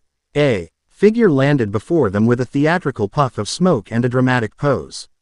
He was a mountain of a man with a wild mane of white hair, red lines of paint running down from his eyes, and a mischievous glint in his expression. Jiraiya, the Toad Sage, one of the legendary Sannin, had returned. Pervy Sage, Naruto yelled, a genuine, delighted grin spreading across his face for the first time that day. Jiraiya's grin faltered slightly as his gaze fell upon Yamato. He took in her horns, her height, her immense weapon, and his expression shifted from goofy to one of intense, professional scrutiny. Then a wide, appreciative leer spread across his face. Well, Naruto. I leave you alone for a few months and you go and find yourself a princess. And such a fine, powerful specimen at that. Excellent taste. Yamato's eyebrow twitched in annoyance, her grip tightening on her kanabo. Is this another one of your village's fools? She asked Naruto, her voice flat. The biggest one, Naruto confirmed cheerfully. This is Jiraiya. He's my teacher. Sort of. The one and only Toad Sage, Jiraiya-sama, at your service, my dear. He said with a flourishing bow. And you are. She is Yamato, princess of the Oni. And an ally of Konoha, Naruto said, his tone sharpening slightly, a subtle warning for Jiraiya to be serious. Jiraiya caught the shift instantly. The leer vanished, replaced by a shrewd, intelligent gleam. He had felt the residue of Naruto's power lingering over the village, a strange spiritual static his senses had picked up from miles away. It was what had drawn him back in such a hurry. Oni, Jiraiya murmured, his eyes widening in genuine surprise. I thought your people were lost to myth. And I felt what you did in the tower, Naruto. That wasn't the fox. He looked between the two of them. The pieces of a puzzle clicking into place in his mind. We need to talk. Somewhere private. Naruto's small apartment felt even smaller with Jiraiya and Yamato inside. The sage sat cross-legged on the floor. His expression more serious than Naruto had ever seen it. Yamato stood near the window, a silent, watchful guardian, her presence filling the room. The Oni elder was right, Jiraiya began, his voice low. He called it Haoshoku Haki. The will of the conqueror. It's a power from an age before chakra, before the sage of six paths. A time when the world was shaped not by ninjutsu, but by the sheer force of a person's spirit. He looked at Naruto. It's exceedingly rare. Only one in several million people are born with the potential for it. It's the sign of a king. A person with the innate quality to stand above all others. It cannot be learned or trained into existence. You either have it, or you don't. So what is it? Naruto asked, leaning forward, hungry for answers. It's your will, brat. Your ambition, your spirit, made manifest. It's a force that can dominate the wills of others, knocking the weak unconscious and paralyzing the strong with primal fear. In its most advanced forms, Jiraiya trailed off, shaking his head. The legends say it can affect the physical world, clash with the heavens themselves. This was it, the explanation Naruto had been searching for. It wasn't a curse from the fox, or a bloodline he didn't know he had. It was his own, his spirit. Can you teach me to control it? Naruto asked, his voice filled with a desperate hope. Jiraiya's expression was grim. That's the problem. You can't train Haki like you train ninjutsu. There are no hand signs to learn, no chakra molding exercises to practice. It's a direct reflection of your soul. To strengthen your Haki, you must strengthen your spirit. To control it, you must first control yourself. He leaned back, a thoughtful look on his face. How do you train your soul, kid? You temper it in the fires of adversity. You face down your deepest fears. You make impossible choices for the sake of others. You protect what you hold dear with every fiber of your being. Your will grows stronger when it has something to defend. Your haki grows with it. He pointed a finger at Naruto. But there are control exercises. Learning to focus your will. To project it at a single target instead of blasting the whole area. Learning to turn it on and off, so you don't accidentally knock out the ramen chef every time you get excited. That, I can help you with. But the real growth, that will have to come from you. Jiraiya's gaze then flickered to Yamato. And it seems you've already found something worth protecting. The days that followed fell into a new rhythm, a routine forged in the shadow of Danzo's threat. Every morning, Naruto would meet with Jiraiya at a secluded training ground, practicing the strange, meditative exercises the sage devised. He learned to feel the haki within him, not as a weapon, but as a part of himself. He practiced focusing it, trying to instill a sense of drowsiness in a single bird on a branch, instead of terrifying the entire flock. It was frustrating, mentally exhausting work, like trying to flex a muscle he never knew he had. But the afternoons were different. The afternoons belonged to Yamato. Your stance is sloppy, she stated, her voice sharp. They stood in the center of a dusty training field. You rely too much on speed and unpredictability. A true warrior has roots. Your feet should be one with the earth. She trained him in taijutsu. But her style was nothing like the formal katas Kakashi or Guy practiced. It was the style of the Oni, pure, brutally efficient brawling. It was about leverage, absorbing blows, and delivering overwhelming, bone-shattering force in return. At first, he couldn't touch her. She was a mountain of immovable strength. He would come at her with a flurry of kicks and punches, and she would simply stand there, absorbing the blows with her powerful frame, her expression one of mild boredom. Then, with a single, effortless shove, she would send him sprawling. Again, she would say. Days turned into a week. He learned to plant his feet, to use his opponent's momentum against them, to read the subtle shifts in her muscles that telegraphed a coming blow. She, in turn, was forced to adapt to his unorthodox style. He started using clones, not as a swarm, but as tactical feints, forcing her to constantly adjust her footing, creating openings that weren't there before. Their sparring sessions were intense, a whirlwind of motion and impact. But they were also filled with a strange intimacy. There was the sharp intake of her breath when he finally landed a solid blow. The re was the moment he swept her feet from under her, and they both landed in a tangled heap in the dust, laughing breathlessly. There was the time he disarmed her, a clever clone feint allowing him to get inside her guard, and they stood frozen for a heart-stopping second, chests heaving, their faces inches apart, the air thick with something other than dust and exertion. Their alliance was deepening outside the training ground, too. He took her to Ichiraku Ramen, where Tsuki and Ayame, after a moment of stunned surprise, treated her with the same warmth they always showed Naruto. She watched, fascinated, as Naruto devoured bowl after bowl, a small, genuine smile gracing her lips. In the evenings, they would often sit atop the Hokage monument, looking down at the glittering lights of the village. It's heavy, isn't it? She said quietly one night, her gaze distant. Being the only one, Naruto knew she wasn't talking about being the last Oni warrior. She was talking about the burden. The weight of expectations, of being different, of carrying a power that could save or destroy. Yeah, he said, his voice just as quiet. It is. In those moments of shared silence, a bond was being forged that was stronger than any treaty. It was a connection born of shared pain, mutual respect, and a growing, unspoken affection. He was no longer just the Jinchuriki. She was no longer just the Oni princess. They were just Naruto and Yamato. The attack came on a moonless night. They were walking back from a late training session, the village streets quiet and empty. The air was cool, and they were talking about something trivial. Their laughter echoing softly in the narrow alleyways. It was a moment of perfect, unguarded peace. Which is why they almost missed it. It wasn't a sound. It was a lack of sound. The chirping of the crickets suddenly ceased. Naruto felt a prickle on the back of his neck, a shinobi's sixth sense screaming a warning. Down, he yelled, tackling Yamato and pulling her to the ground. A dozen Senbon needles, black as the void, hissed through the air where their heads had just been, embedding themselves in a wooden fence post with soft thuds.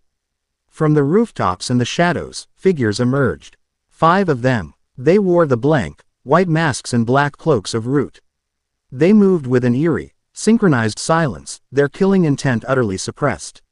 Naruto felt a surge of fury and instinctively reached for his Haki, ready to unleash the oppressive wave of will that had cowed the council. He focused, and pushed.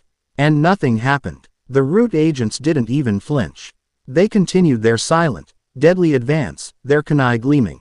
Naruto stared in shock. It was like shouting at a wall. They can't feel it, he grunted, shoving Yamato behind him. It's not working. Yamato's eyes narrowed, scanning the attackers.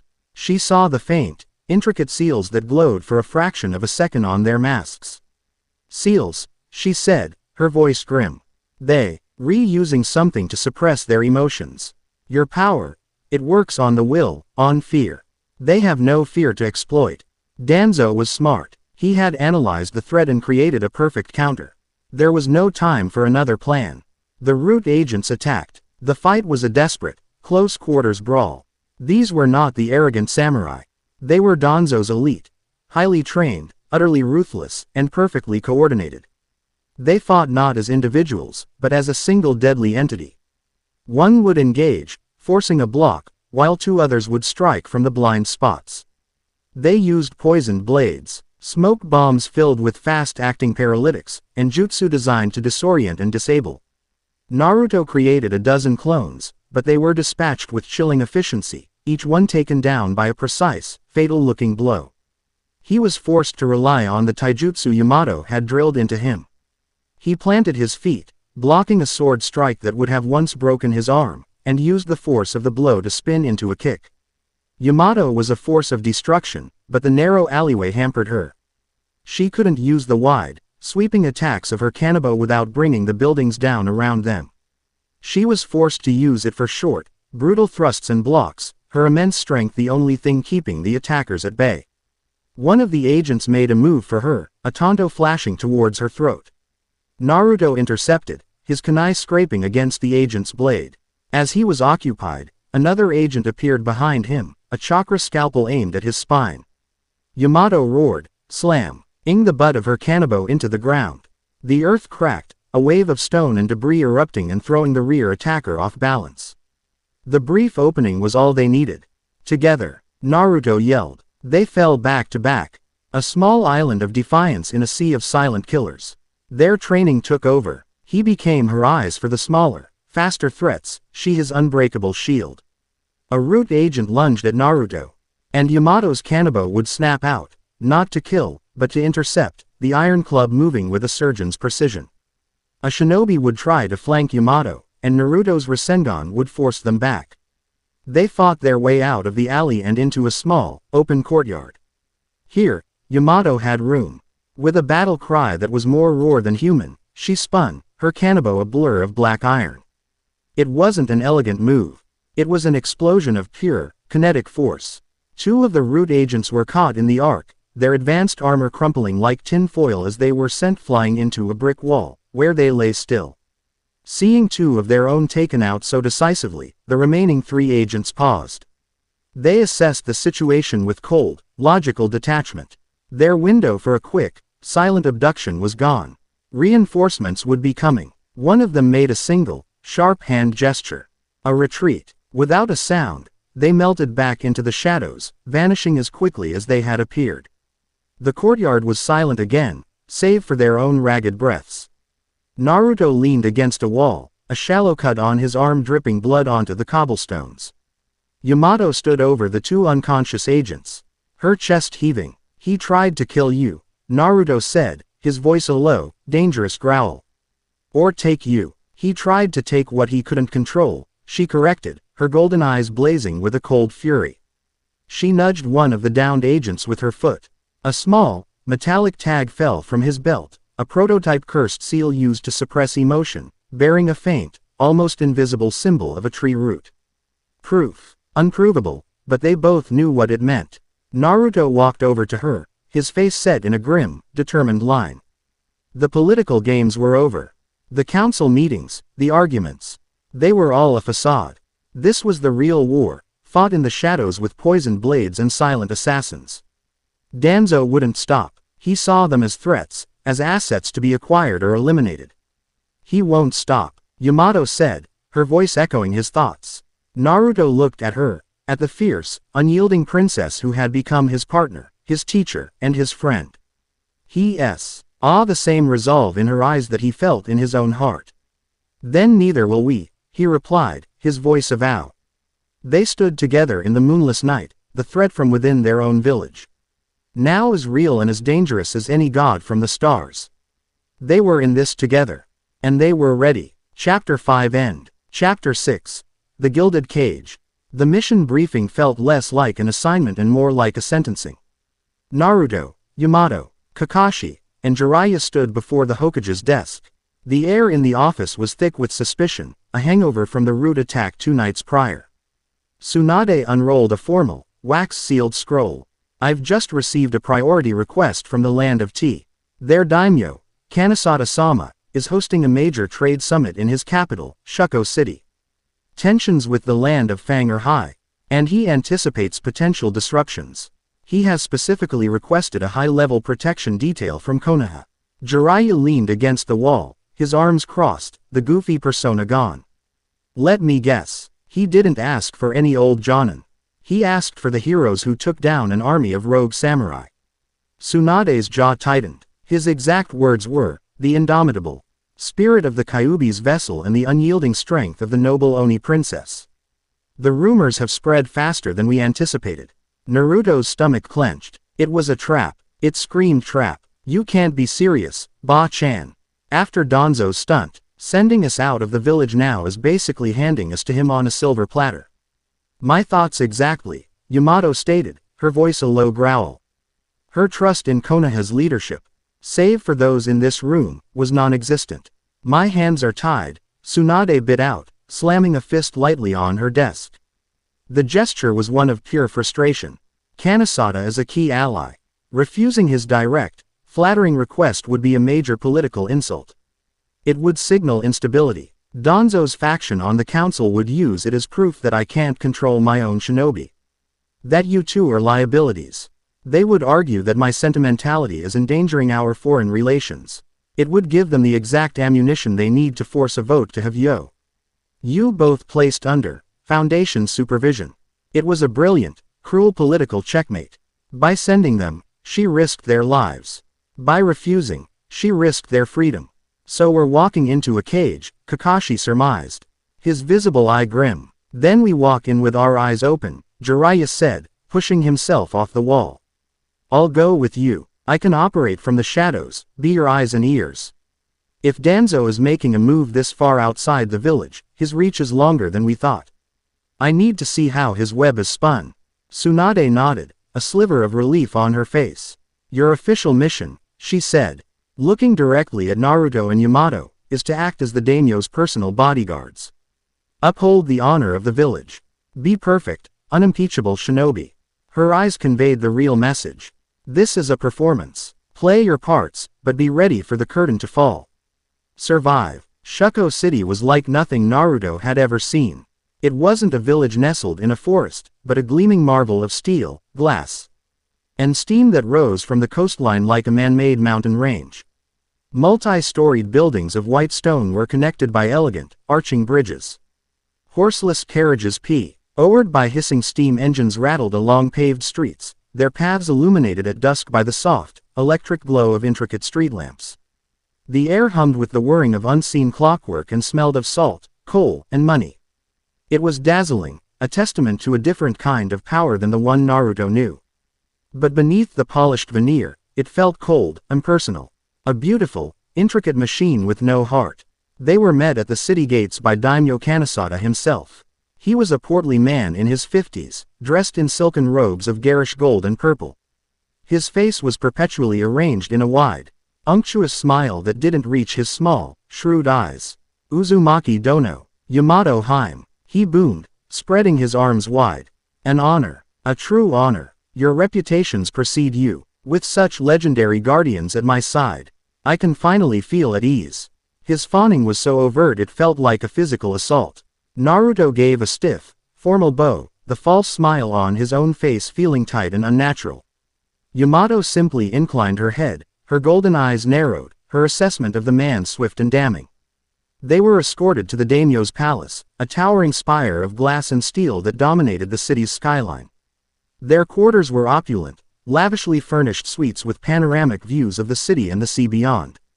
It was the most luxurious place Naruto had ever been in, and he had never felt more like a prisoner. The gilded cage was real. For 2 days, they played their parts. They flanked Daimyo Kanesada in meetings, stood guard outside his chambers, and endured endless, vapid functions. All the while, their senses were screaming. Guards followed their every move, their gazes lingering too long. Servants would fall silent and scurry away the moment they entered a room.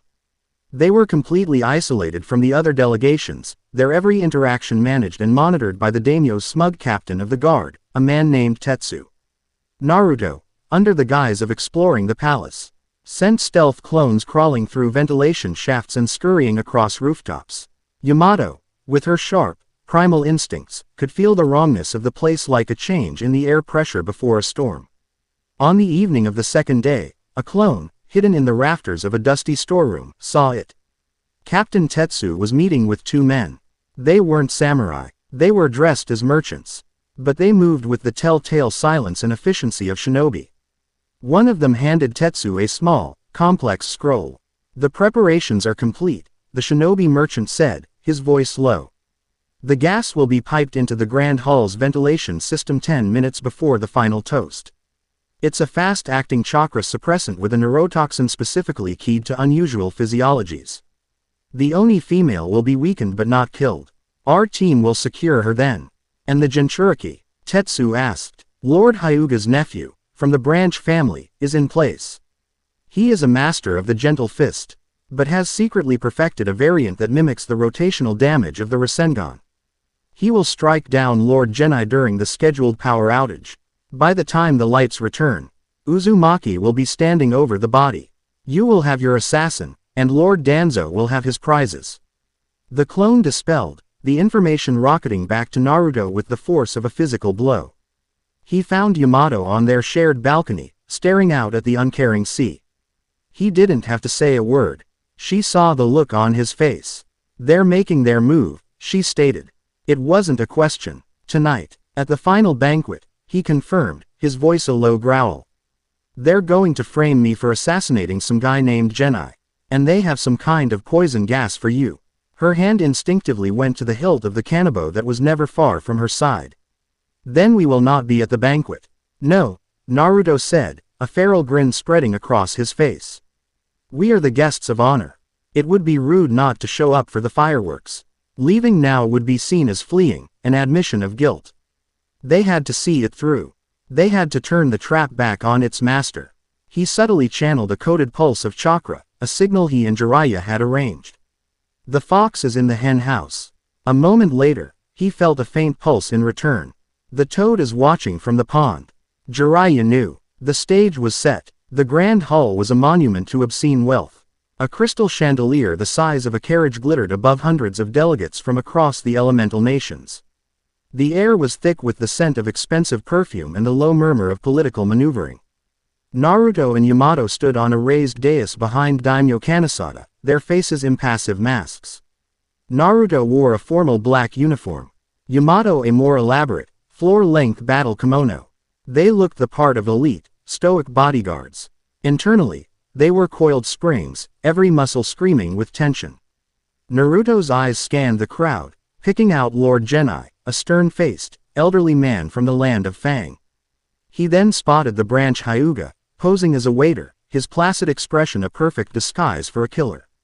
Yamato's senses were focused on the ornate vents near the ceiling, already detecting a faint, acrid smell that no one else seemed to notice. Kanesada stood, raising his glass for the final toast. "To a future of prosperity and cooperation," he declared, his voice booming across the hall. This was the signal. As if on cue, the massive chandelier flickered. Then, with a soft pop, the entire hall was plunged into absolute darkness.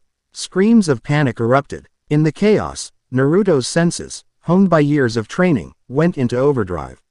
He heard a soft, almost inaudible whoosh of displaced air. He heard the faint, sharp cry of a man struck by a precise, deadly blow. He felt the subtle shift in chakra as the Hyuga assassin struck and then immediately began to flee. Then he heard the hiss. A faint, insidious sound from the vents above. Now, Naruto yelled. The lights flickered back on. The scene was one of perfect, planned chaos. Lord Genai lay dead on the floor, a swirling, catastrophic wound in his chest. And standing right where the assassin had been a moment before was Naruto, his hand outstretched as if he had just completed the attack. Captain Tetsu was the first to react, his voice ringing with practiced outrage. Assassin! The Konoha Jinchuriki has killed Lord Genai. Seize him! The hiss from the vents grew louder. A pale, cloying mist began to pour into the room. Yamato felt it instantly. A profound weariness seeped into her bones, her muscles feeling heavy as lead. Her connection to the boundless well of her Oni strength felt sluggish, as if she were trying to breathe through water. Massive steel doors slammed shut over every exit, the sound of locking bolts echoing like gunshots. The room was sealed. The trap was sprung. The local samurai, who had been disguised as palace guards, drew their blades, forming a ring of steel around the dais. Give up, boy, Tetsu snarled. You are surrounded. Your monster friend is weakened. There is no escape. Naruto looked at Yamato. Her face was pale, a fine sheen of sweat on her brow, but her eyes were blazing with defiant fire. He gave her a sharp, confident nod. Who said anything about escaping? Naruto said, a wide, challenging grin on his face. He slammed his hands together. Taju Kage Bunshin no Jutsu. The hall exploded with orange. Not 1 or 2 dozen clones, but over 500. They poured off the dais like a waterfall, a wave of sheer pandemonium that crashed into the ordered ranks of the samurai. They weren't trying to win. They were a riot. Clones started flipping tables, smashing windows to let the gas out, and tackling panicked delegates to add to the confusion. The entire, carefully orchestrated scene dissolved into utter chaos. Yamato! Naruto yelled over the din. The north wall. It's the newest construction, the weakest point. A detail one of his reconnaissance clones had noted earlier. She responded with a roar, pouring every ounce of her remaining sluggish strength into one monumental effort. She swung her kanabo. The black iron club met the polished marble of the wall. The impact didn't just break it. It pulverized it. A massive section of the palace wall disintegrated into a cloud of dust and rubble, revealing the night sky beyond. Go! She gasped, the effort leaving her staggering. Naruto grabbed her arm, supporting her, and they leapt through the newly made exit, landing on a wide terrace several stories above the city streets. Alarms began to blare across the entire palace, their klaxons a promise of the city-wide manhunt to come. Well, Naruto said, looking at the army of guards already beginning to swarm the palace grounds below. That's our cue. He pulled her along, and they began their desperate sprint across the rooftops of Shuko City. They had escaped the banquet hall, but the entire city was now their cage. The chase was a frantic, breathless blur.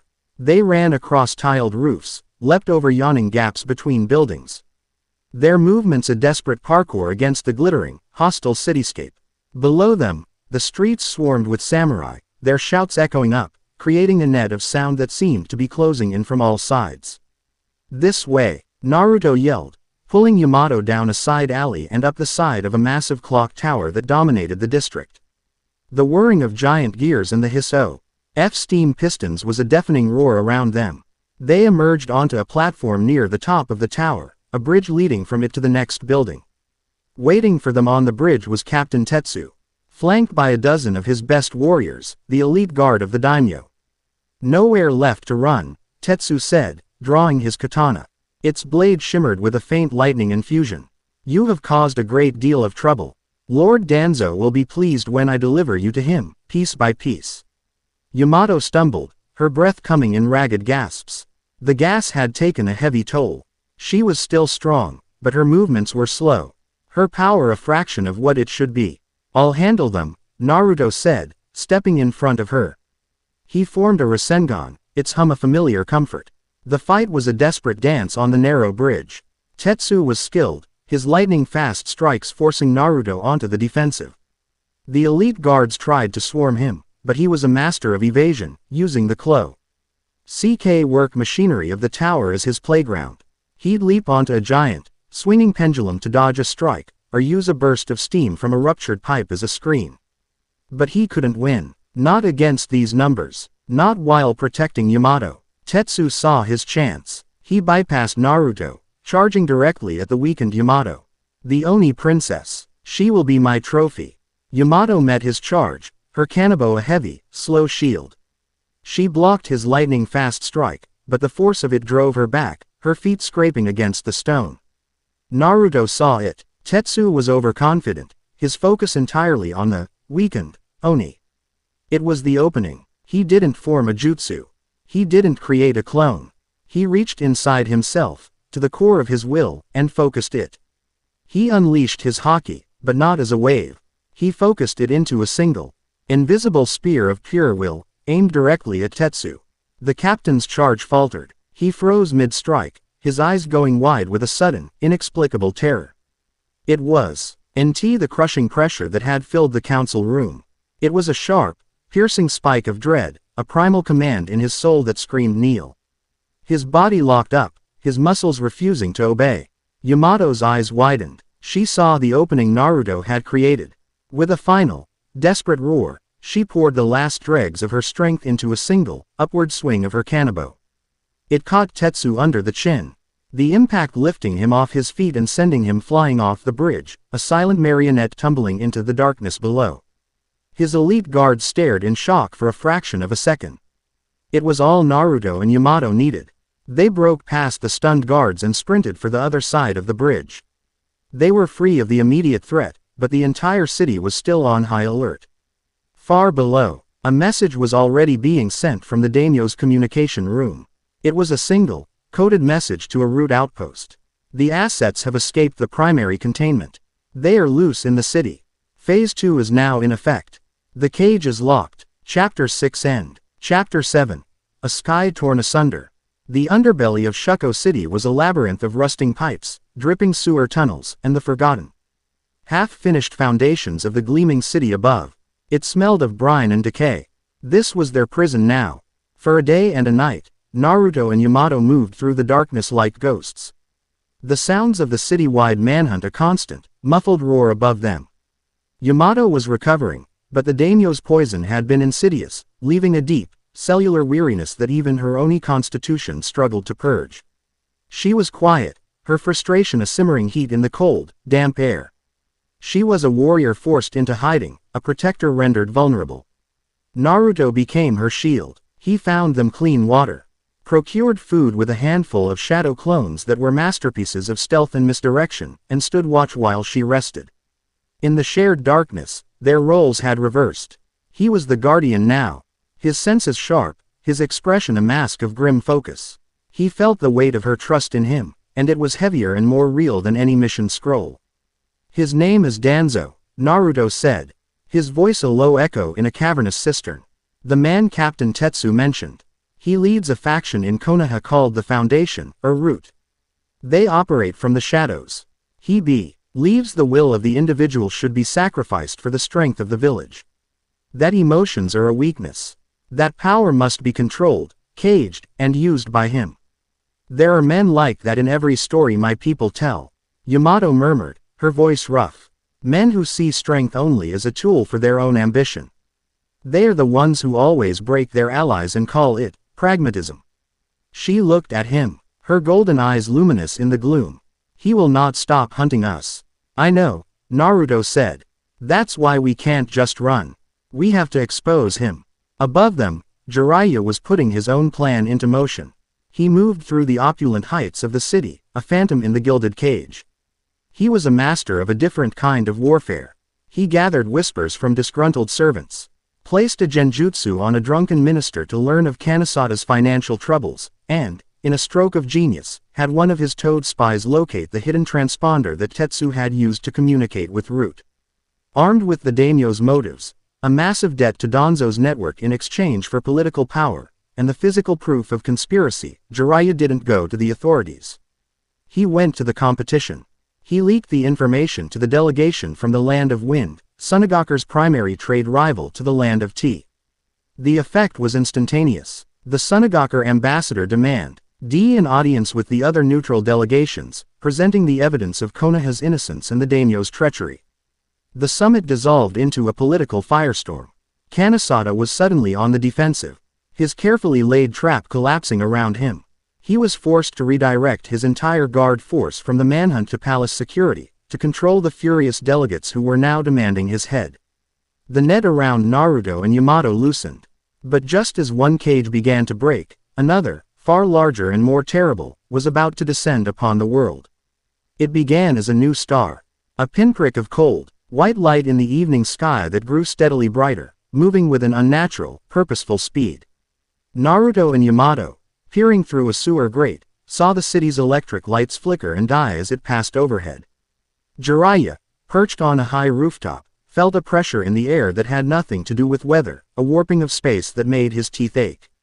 It wasn't a meteor. It streaked across the sky and descended miles outside the city, not with the chaotic fury of an impact, but with a controlled, almost gentle arrival. There was no cataclysmic explosion. There was only a silent, expanding dome of emerald light that washed over the landscape, and a deep, resonant hum that seemed to vibrate in the very bones of the earth. The entire city fell silent. The political squabbles, the manhunt, all of it ceased, forgotten in the face of this beautiful, terrifying celestial event. What was that? Yamato whispered, a primal instinct she didn't understand telling her had something ancient and wrong had just arrived. Trouble, Naruto said, his eyes wide. I can feel them, Kakashi-sensei and the others. Their chakra, it's flaring up, fast. Without another word, they burst from their hiding place. The city lockdown was the last thing on their minds. Their friends were in danger. The crash site was a perfect circle of fused, black glass, smooth as a mirror. In its center stood a being that did not belong in their world. He was tall and unnaturally slender, clad in flowing, white robes of a material that seemed to drink the light. His skin was a pale, luminous gray, and from his temples grew two short, elegant horns. His long white hair was immaculately styled, and in the center of his forehead was a single, crimson eye with concentric rings, a Rinnegan. His name was Otsutsuki Jiraiya, and his expression was one of serene, academic curiosity as he observed the insects that had come to greet him. Kakashi Hatake stood before him, his Sharingan spinning, every nerve ending screaming. Beside him were Might Guy, Asuma Sarutobi, and Kurenai Yuhi. Tsunade had sent them as soon as Jiraiya's first signal for trouble had arrived. They had been about to infiltrate the city when the star fell. Identify yourself, Kakashi commanded, his voice tight. Jiraiya's lips curved in a faint, condescending smile. To give you a name would be to imply we are equals. We are not. I am here to observe a flaw in this planet's development. Kurenai acted first. Megan.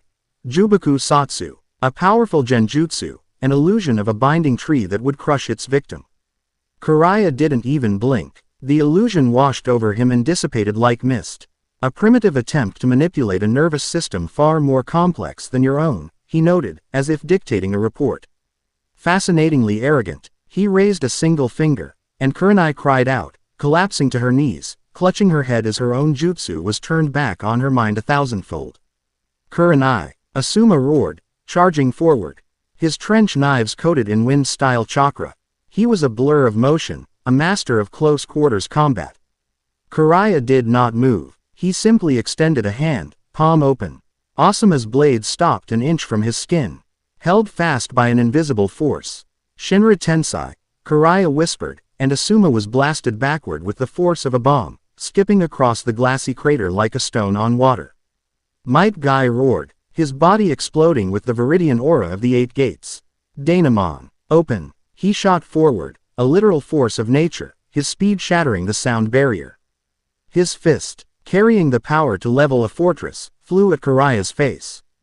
Jiraiya's Rinnegan shifted. Gakido. He met Guy's fist with his own open palm. There was no impact. Guy's incredible physical energy, the very output of the gates, was simply siphoned away. The green aura vanished, and Guy collapsed, his body shuddering from the backlash of having his power stolen rather than expended. Kakashi, seeing all of this, knew there was only one option. He shot forward, lightning coalescing in his hand with the sound of 1,000 chirping birds.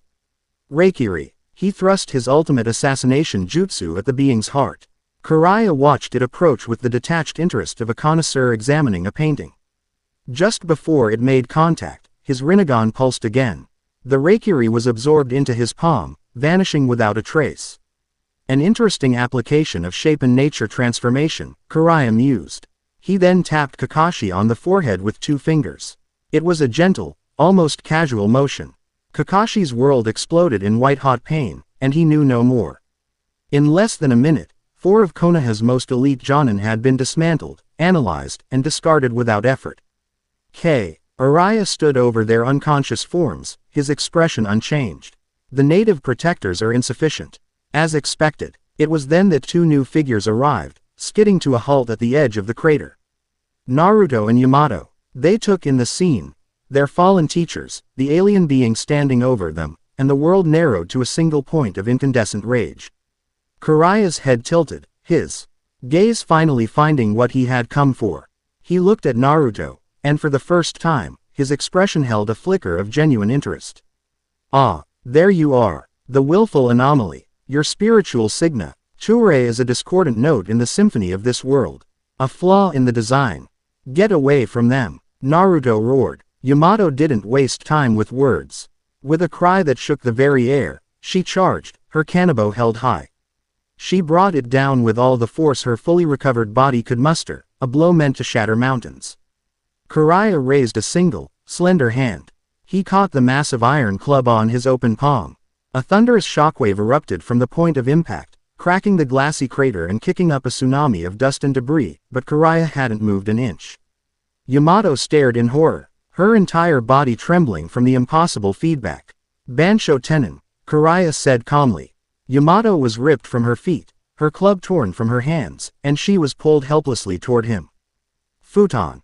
Rasenshuriken, Naruto screamed. He threw the completed jutsu, a miniature, shrieking hurricane that tore through the air, aimed directly at the Otsutsuki's back. Jiraiya, without turning, raised his other hand. The Rasenshuriken flew into his palm and was absorbed, its chaotic, microscopic blades vanishing into nothingness. He then gently pushed the approaching Yamato, sending tumbling to the ground beside the unconscious Kakashi. Your abilities are based on chakra, the fruit of the god tree, Jiraiya said, finally turning to face Naruto fully. A power gifted to this world. You use our gift against me. It is futile. Naruto stared, his mind reeling. His most powerful jutsu, gone. Yamato's incredible strength, useless. Their friends, defeated. A cold, terrifying despair began to creep in. But beneath it, the other thing, the core of his being, began to burn. The cold, absolute rage from the land of rain. The righteous fury from the council chamber. He was pushed to the absolute limit. His friends were on the ground. His strongest attacks were nothing. There was nothing left but his will. And his will was absolute. He let out a silent, spiritual roar. The world buckled. A wave of pure, sovereign will erupted from him, a tsunami of invisible force. Haoshoku Haki. It was uncontrolled, unrefined, and utterly overwhelming. Jiraiya's serene expression finally broke. He staggered back a single step. His eyes wide. He wasn't afraid. He wasn't paralyzed. But he was, for the first time, genuinely shocked. The pressure that washed over him was alien. It didn't target his body, or his chakra. It assaulted his very spirit, a primal declaration of dominance from a lesser being that, for a moment, felt anything but lesser. What is this? He whispered, his voice laced with a mixture of fascination and utter disgust. This power, it is not of the god tree. It does not flow from the divine. It is born of ego. A primitive assertion of self against the grand design. It is a cancer. A heresy against the natural order of things. He looked at Naruto with new eyes. He was no longer just an anomaly. He was a disease. This world has developed a unique and potent illness, Jiraiya declared. His voice ringing with cosmic judgment. It cannot be allowed to fester. It must be cleansed before it can metastasize and infect other branches of creation. He rose slowly into the air, his robes undisturbed by the wind. He wasn't retreating. He was rendering a verdict. I will return, he said, his voice cold and absolute. I will come back with the proper tools of purification. And I will erase this heresy from the story of the universe. With a final, contemptuous glance at Naruto, he vanished in a silent implosion of distorted space, leaving behind only the glassy crater. The defeated heroes of Konoha, and a silence filled with a new, universe-spanning dread. Naruto and Yamato stood alone, the immediate threat gone, but replaced by a promise of apocalyptic fire. The games of men, of daimyo and of danzo, had been rendered utterly insignificant. A god had seen Naruto's soul, and had judged it to be a crime worthy of annihilation. Chapter 7 End. Chapter 8. The Root of Ambition. Their return to Konoha was a grim procession. The tale they carried was not one of victory, but a prophecy of apocalypse. The story of their ordeal in Shuko City, the daimyo's treachery. Danzo's shadow play, was a firecracker's pop compared to the thermonuclear detonation of their encounter with Otsutsuki Jiraiya. Word spread through the village like a fever. Fear, a cold and creeping thing, settled over Konoha. Thicker than any morning fog. The bustling streets grew quiet, the cheerful greetings of merchants and neighbors replaced by anxious, whispered conversations and fearful glances at the sky. As if expecting the alien god to reappear at any moment, Tsunade convened an emergency Jonin council meeting. The chamber was packed, every clan head and high-ranking shinobi present. The air was thick with a tension so profound it was difficult to breathe. Jiraiya and Kakashi delivered their report, their voices stark and clinical, detailing the effortless, contemptuous ease with which Jiraiya had dismantled 4 of their finest. They spoke of a power that absorbed ninjutsu, that was immune to genjutsu, and that treated the awesome force of the 8 gates like a minor inconvenience. When they described Jiraiya's final verdict, that he had come for Naruto, the anomaly, and that he would return to cleanse the world, the room devolved into a cacophony of shock and panic. Into this maelstrom of fear, Danzo Shimura stepped forward. He did not raise his voice. He didn't need to. His cold, calm presence cut through the noise like a shard of ice. For years, I have warned this council of the dangers of sentimentality, he began, his voice a dry rasp that commanded attention. I have warned that our enemies are evolving, and that our methods must evolve to match them. While our Hokage was placing her faith in the bonds of friendship and the hopeful potential of a single, unstable boy, a threat from beyond the stars was bearing down upon us. He turned, his single, dark eye pinning Naruto in place from across the room. This celestial being did not come for Konoha. It did not come to declare war on the 5 great nations. It came for him. His unregulated, anomalous power has acted as a beacon, drawing a calamity to our very doorstep. A calamity our current leadership has proven utterly incapable of predicting or preventing. That's enough, Danzo, Tsunade snarled, rising from her seat, her knuckles white on the council table. Is it? Danzo countered, his voice dangerously soft. The Sannin, the pinnacle of our village's power, were rendered helpless. Our most elite Jonin, defeated in seconds. The old ways have failed. The will of fire is a comforting fairy tale we tell children, but it will not stop a god from tearing our world asunder. To fight a war with gods, we must become more than men. We must be unified, decisive, ruthless. We must be willing to use any weapon, to make any sacrifice, to ensure our survival. He swept his gaze across the terrified faces of the council members. I propose this village be placed under a state of emergency.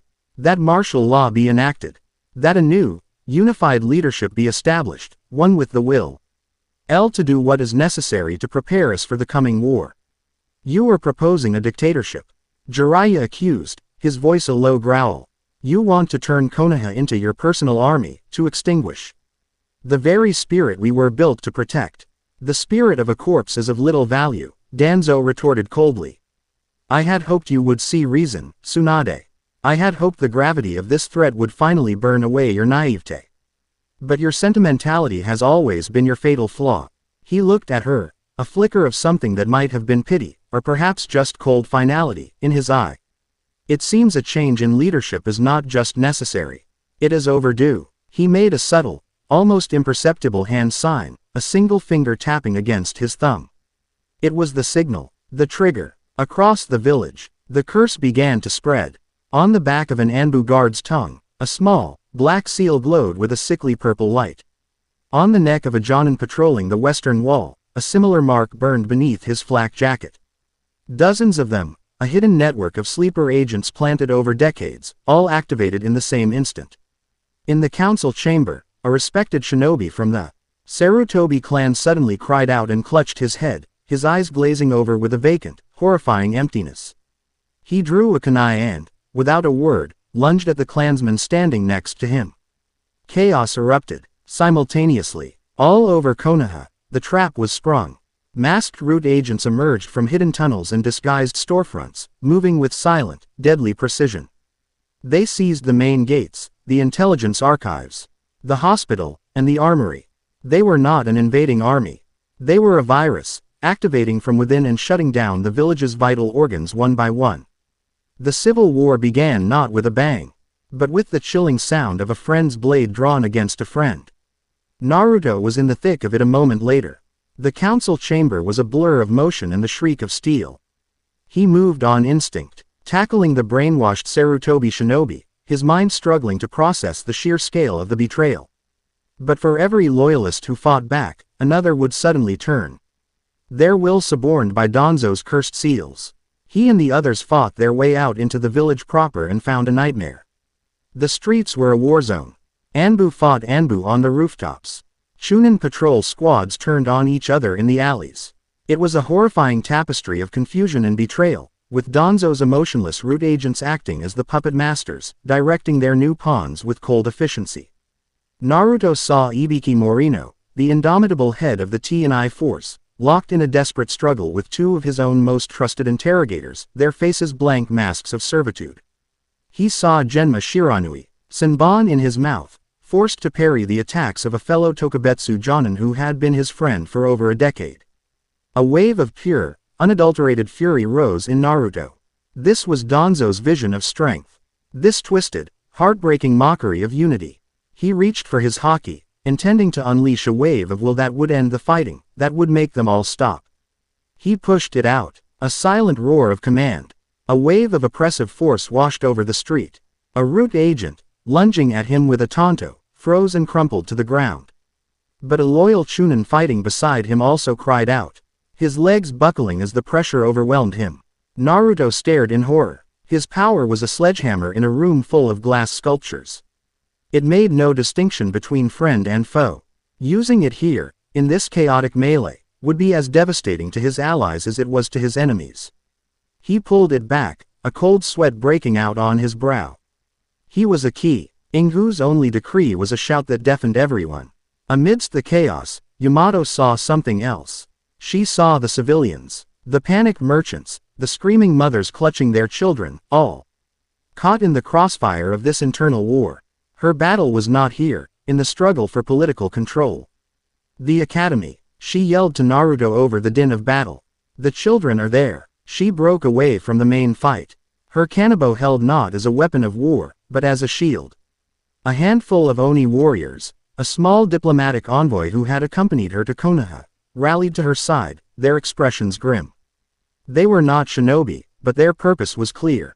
They charged towards the academy building, not to join the coup, but to stand against it. They became an immovable wall of horn. Flesh and black iron around the school, deflecting stray jutsu and physically blocking brainwashed shinobi from getting near, their actions a powerful, silent testament to their true nature.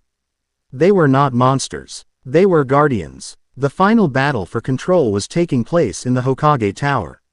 Tsunade, her face a mask of cold fury, fought with the strength of a goddess. She shattered her desk with a single punch, sending splinters flying like shrapnel, and met the first wave of root agents. But they were followed by her own guards, the Anbu who had sworn to protect her, their eyes dead. Their movements ruthlessly efficient. Shizune fought bravely at her side, her poisoned needles finding their mark, but they were hopelessly outnumbered. Tsunade could punch through an army, but he couldn't bring herself to deliver a killing blow to the men and women she had entrusted with her life. The betrayal was a poison more potent than any Shizune could concoct. Danzo watched from the doorway, his expression dispassionate. He had planned for this. He had accounted for her strength, and for her heart. It is over, Tsunade, he said, as two of his most elite root agents, using advanced sealing jutsu, finally managed to restrain her, chakra-draining tags slapping onto her skin. Your reign has ended. He stepped into the office, his cane tapping ominously on the floor. He walked to the emergency broadcast system, a device that could project the Hokage's voice across the entire village. He keyed it on, and his dry, rasping voice filled the air, cutting through the sounds of battle. People of Konoha, the voice echoed from speakers all over the village. Your Hokage, Tsunade Senju, has been relieved of duty for failing to protect this village from the coming storm. Her weakness and sentimentality have endangered us all. A new, stronger leadership is now in place to guide us through the darkness. Any shinobi who continues to resist will be branded a traitor and dealt with accordingly.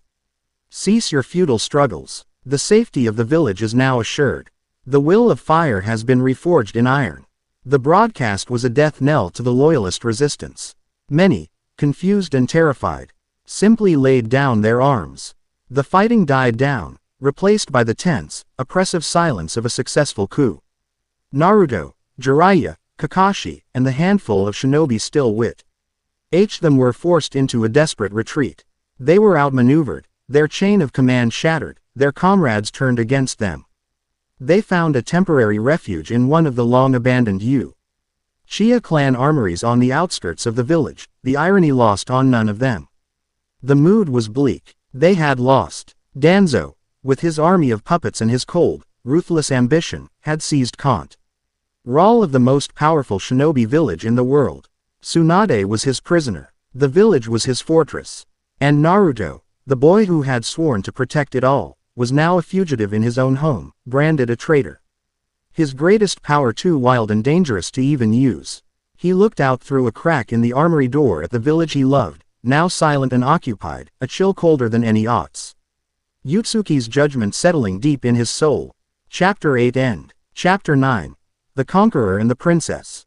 The Uchiha armory was a tomb of forgotten ambitions, thick with the dust of a dead clan and the metallic scent of old steel. It was a fitting refuge for their broken resistance. The loyalist faction numbered less than 50, a handful of seasoned jonin and terrified chunin huddled in the shadows, their faces grim. Their spirits as battered as their bodies. Jiraiya and Kakashi tried to formulate a strategy, but every plan they devised crashed against the impossible reality. Danzo held the village. And the army he used wore the faces of their friends and family. Naruto sat apart from the others, the weight of their defeat a physical thing pressing down on his shoulders. He was the cause of Karaya's judgment, the catalyst for Danzo's coup, and the wielder of a power he couldn't control. His Haki, the supposed will of a king, felt more like a wild beast, as much a danger to his allies as his enemies. He felt like a failure, a fraud in a king's skin. The soft scrape of a sandal on stone made him look up. Yamato stood before him, her silhouette a pillar of strength against the gloom. Her face was smudged with dirt, but her golden eyes were clear and steady. Your spirit is loud, she said, her voice a low rumble. Even when you are silent. It is a storm of frustration. I failed them, Naruto whispered, his voice hoarse. This power, I almost took out Kiba and Shino with it. I can't control it. How am I supposed to save the village if I'm a danger to it? Yamato was silent for a moment. She didn't offer empty platitudes or easy encouragement. When I was a child, she began, sitting on a crate opposite him, Elder Fudo told me the stories of the first Oni. He was a king of unimaginable strength. But his power came not from his muscles, but from his purpose. He did not fight to conquer. He fought to protect. When his people were threatened, his will became an unbreakable shield. When they were scattered, his voice became a beacon to guide them home. She leaned forward, her gaze intense. You are not failing, Naruto. You are learning. You have been fighting Danzo's war, a battle of shinobi against shinobi. But there is another battle happening. While you fought, we defended the academy. We stood as a wall between Root and the children. And the civilians, they did not see a monster. They saw protectors. They have begun to bring us food, water, medical supplies. They call the Oni their guardian angels. She reached out, her hand hovering just over his clenched fist. A king is not defined by the power he wields, but by the people who look to him for hope. Danzo rules the village, but you, Naruto Uzumaki, are beginning to win its heart. He commands their bodies, but you command their loyalty. Stop trying to fight like him. Fight like you. Her words were a bomb and a revelation. He had been so focused on the power, on the pressure, on being a weapon. He had forgotten his purpose. Protect. Jiraiya, who had been listening from the shadows, stepped forward. She's right, kid. You've been trying to use your Haki like a Rasengan, a battering ram to smash through a wall. But a king's will isn't a battering ram. It's a voice. He knelt beside Naruto. Stop trying to shout at them. A true king doesn't need to. He just needs to speak, and people listen. Don't focus on the pressure. Focus on your intent. What do you truly want them to do? Not just stop. You want them to wake up. You want them to be free. Pour that into it. Just that. Your will to protect them. Protect them. Free them. Wake them up. The storm in Naruto's soul began to calm, replaced by a cold, clear purpose. He looked from Yamato's trusting face to Jiraiya's wise eyes. He knew what he had to do. He rose to his feet. A new light in his eyes. Get everyone ready, he said, his voice quiet but ringing with a newfound authority. The dawn is coming, and we're taking our home back. The counterattack began with the rising sun. It was a desperate, multi-pronged assault designed to tear Danzo's organized control into chaos. As the first rays of light touched the top of the Hokage monument, Might Guy and Kakashi, a green blur of motion and a silver flash of lightning launched a devastating, high-profile assault on the main gates, drawing the attention of half the puppeted shinobi in the village. At the same time, Jiraiya, a shadow in the dawn, infiltrated the central communications tower to sever Danzo's control and pinpoint Tsunade's location. Yamato and her Oni warriors, now joined by a small legion of loyal Chunin, expanded their sanctuary, moving systematically from the academy to the hospital, becoming a rallying point for the terrified but hopeful civilians. And through the heart of the village, Naruto advanced. He was the spearhead, flanked by a small, elite team of loyalists. They met the first wave of brainwashed shinobi in the central marketplace.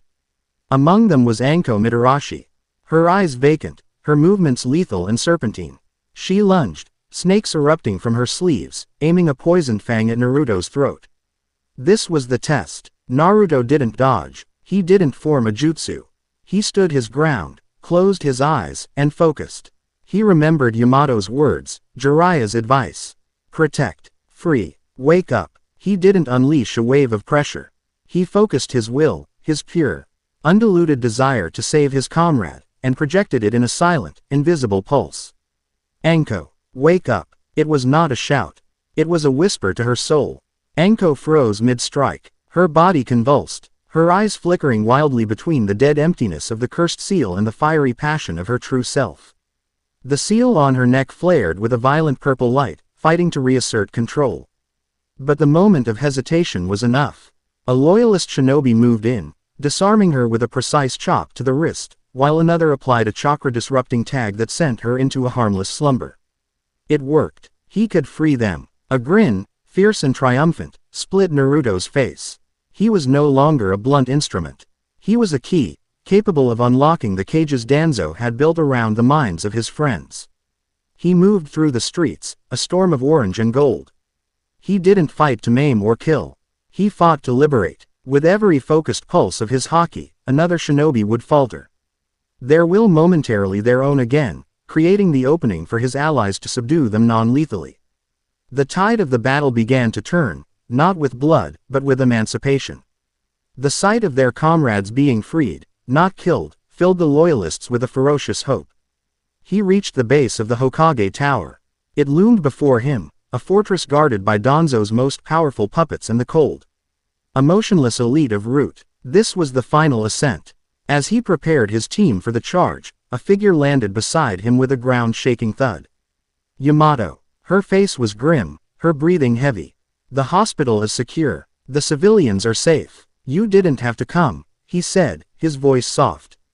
This is my fight. I know, she replied, her golden eyes meeting his. She hefted her kanabo. I am not here as an ally of Konoha. I am here for you. In her simple, direct statement, he heard everything. The shared burden, the mutual respect, the deep, unspoken affection. that had grown between them in fire and shadow. They stood together before the final battle, the conqueror and the princess, the world seeming to fall away until it was just the two of them. The roar of battle faded to a dull hum. "If we make it through this," he started, the words catching in his throat. She reached out and placed a hand on his arm, her touch both grounding and electrifying. "When we make it through this," she corrected, her voice firm, a promise in itself.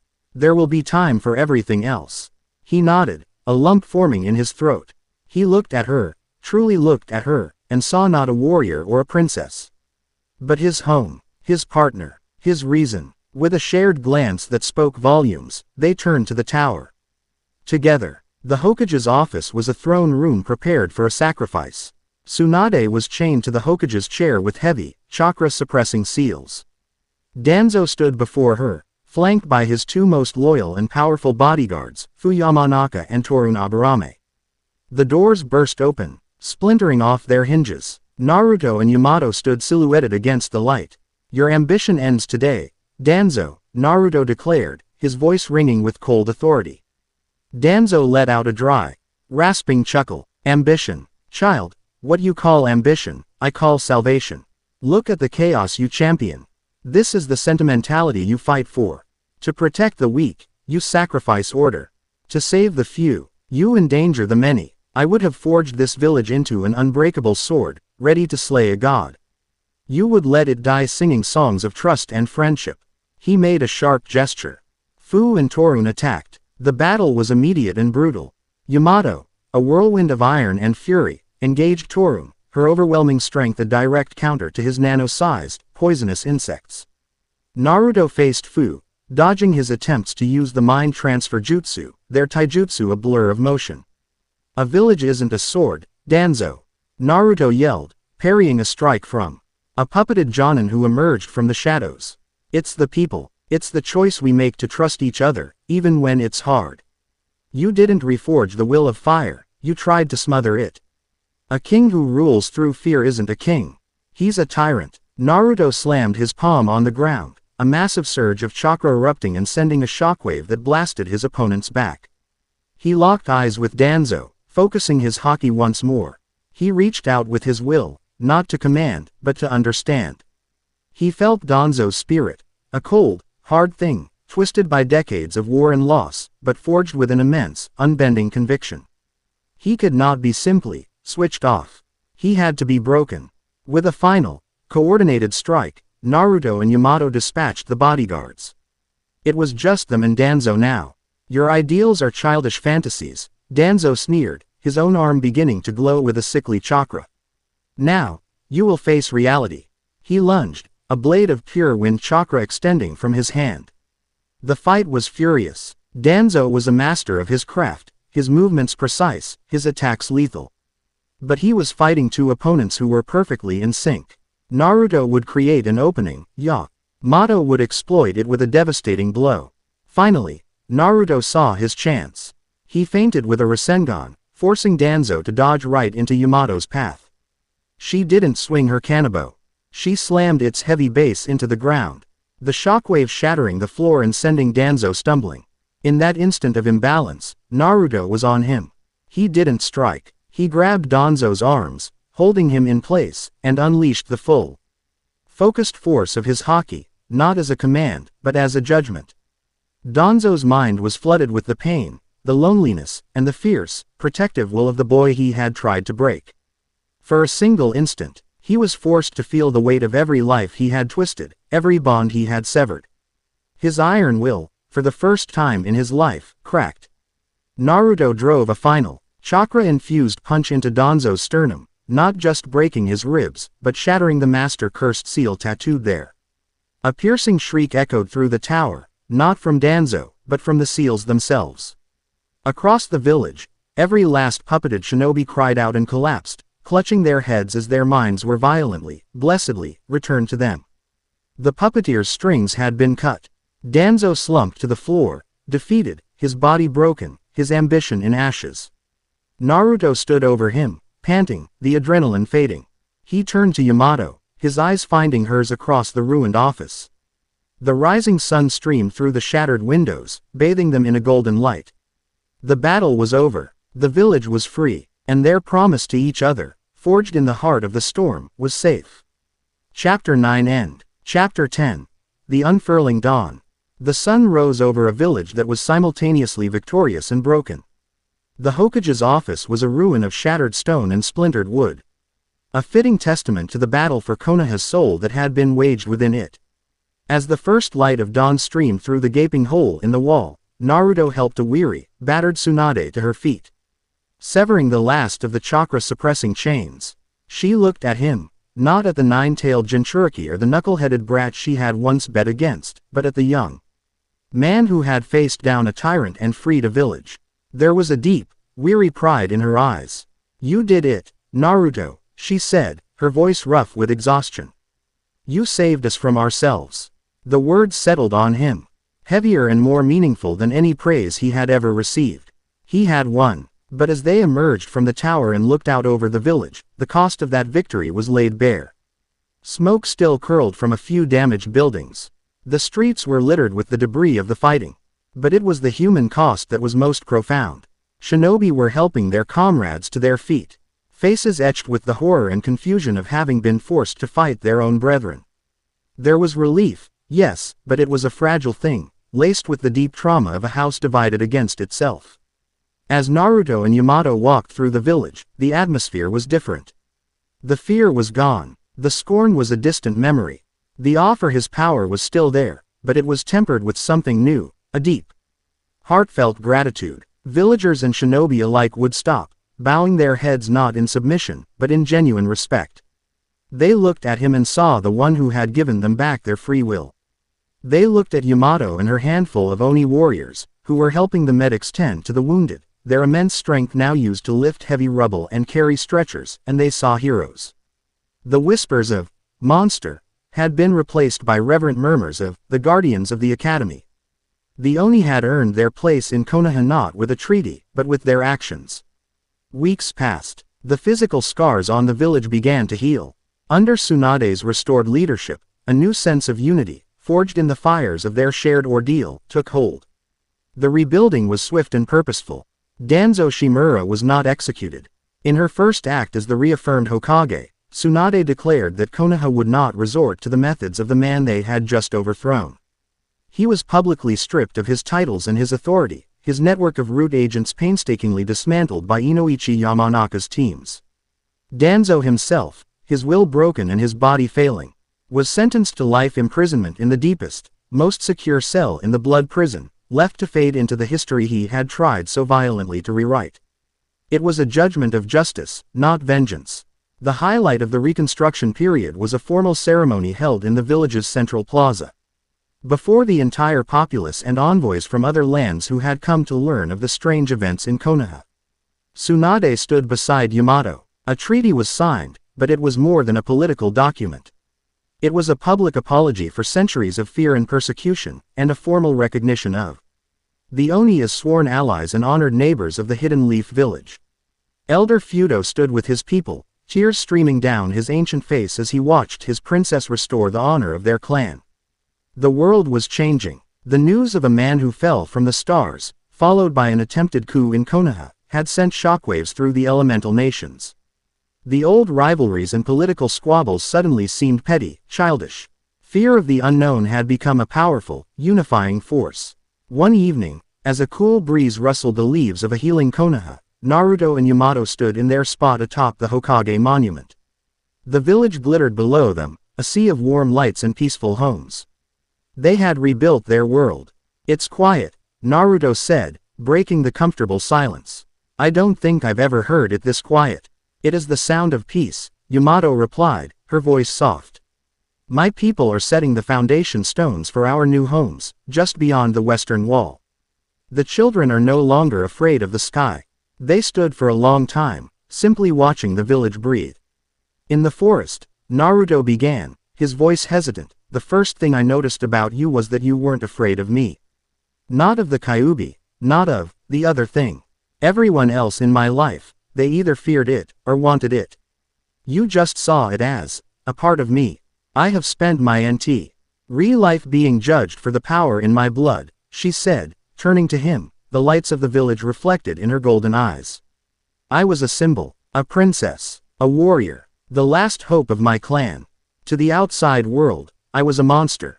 I had forgotten what it was like to be seen as just a person. She took a step closer. You never looked at me like I was a symbol. You looked at me like I was Yamato. He met her gaze, his heart pounding in his chest. That's because when I'm with you, he said, the words feeling more true than anything he had ever spoken, I'm not the Jinchuriki. I'm not the hero of the village. Or the anomaly with the scary Haki. I'm just Naruto. And I've been alone in crowds my whole life, but when I'm with you, even in silence, I feel like I'm finally home. The space between them vanished. She reached up, her hand gently cupping his cheek, her touch sending a jolt through his entire being. He leaned in, and their lips met. It was not a kiss of fiery, desperate passion. It was quiet, and certain, and deeply profound. It was a kiss of acceptance, a silent acknowledgement of two souls who had been forged in isolation and had found their sanctuary in each other. It was the fulfillment of a promise made in the heart of a battle, a moment of perfect, earned peace. But peace, they were about to learn, was a fleeting luxury. The moment was broken by a frantic flicker of movement. A Hyuga clansman, a member of the main family, appeared before them, his Byakugan activated, his face pale with terror. Hokage-sama, he gasped, addressing a message to a hidden earpiece. But his terrified eyes were on the sky. It's happening again. A celestial disturbance, far, far larger than before. Alarms began to blare across the village, a shrill, piercing cry that shattered the evening's peace. Naruto and Yamato's heads snapped upward. High in the stratosphere, space itself seemed to tear open. It was not a single falling star this time. It was a shimmering, violet rift. A wound in the fabric of the night. From it, a vessel of impossible size began to emerge. It was made of a pale, bone-like material, humming with an energy that made the very air feel thin and brittle. They were no longer alone. Down in the newly constructed International Forum, the emergency summit of the 5 great nations had just begun. Gaara of the Sand, Meitarumi of the Mist, the Raikage, and Onoki of the Stone all stood with Tsunade, their expressions grim. They had come to discuss the threat of one god.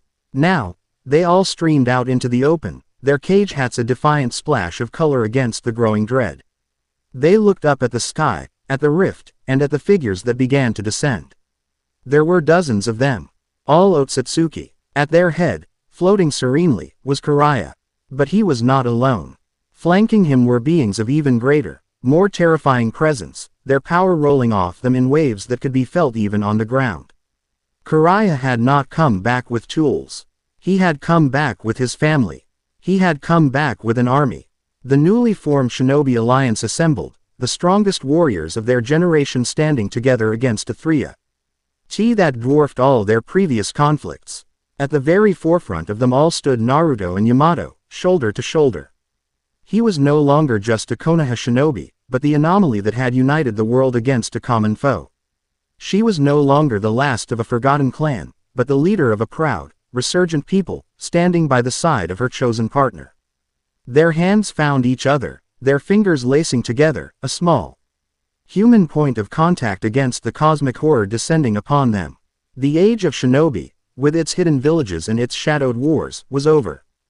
Before them, under a sky torn asunder by falling gods, a new age was unfurling its dawn. The age of conquerors and kings, of monsters and men. And it would begin now, with the defense of their world, together. Chapter 10 End.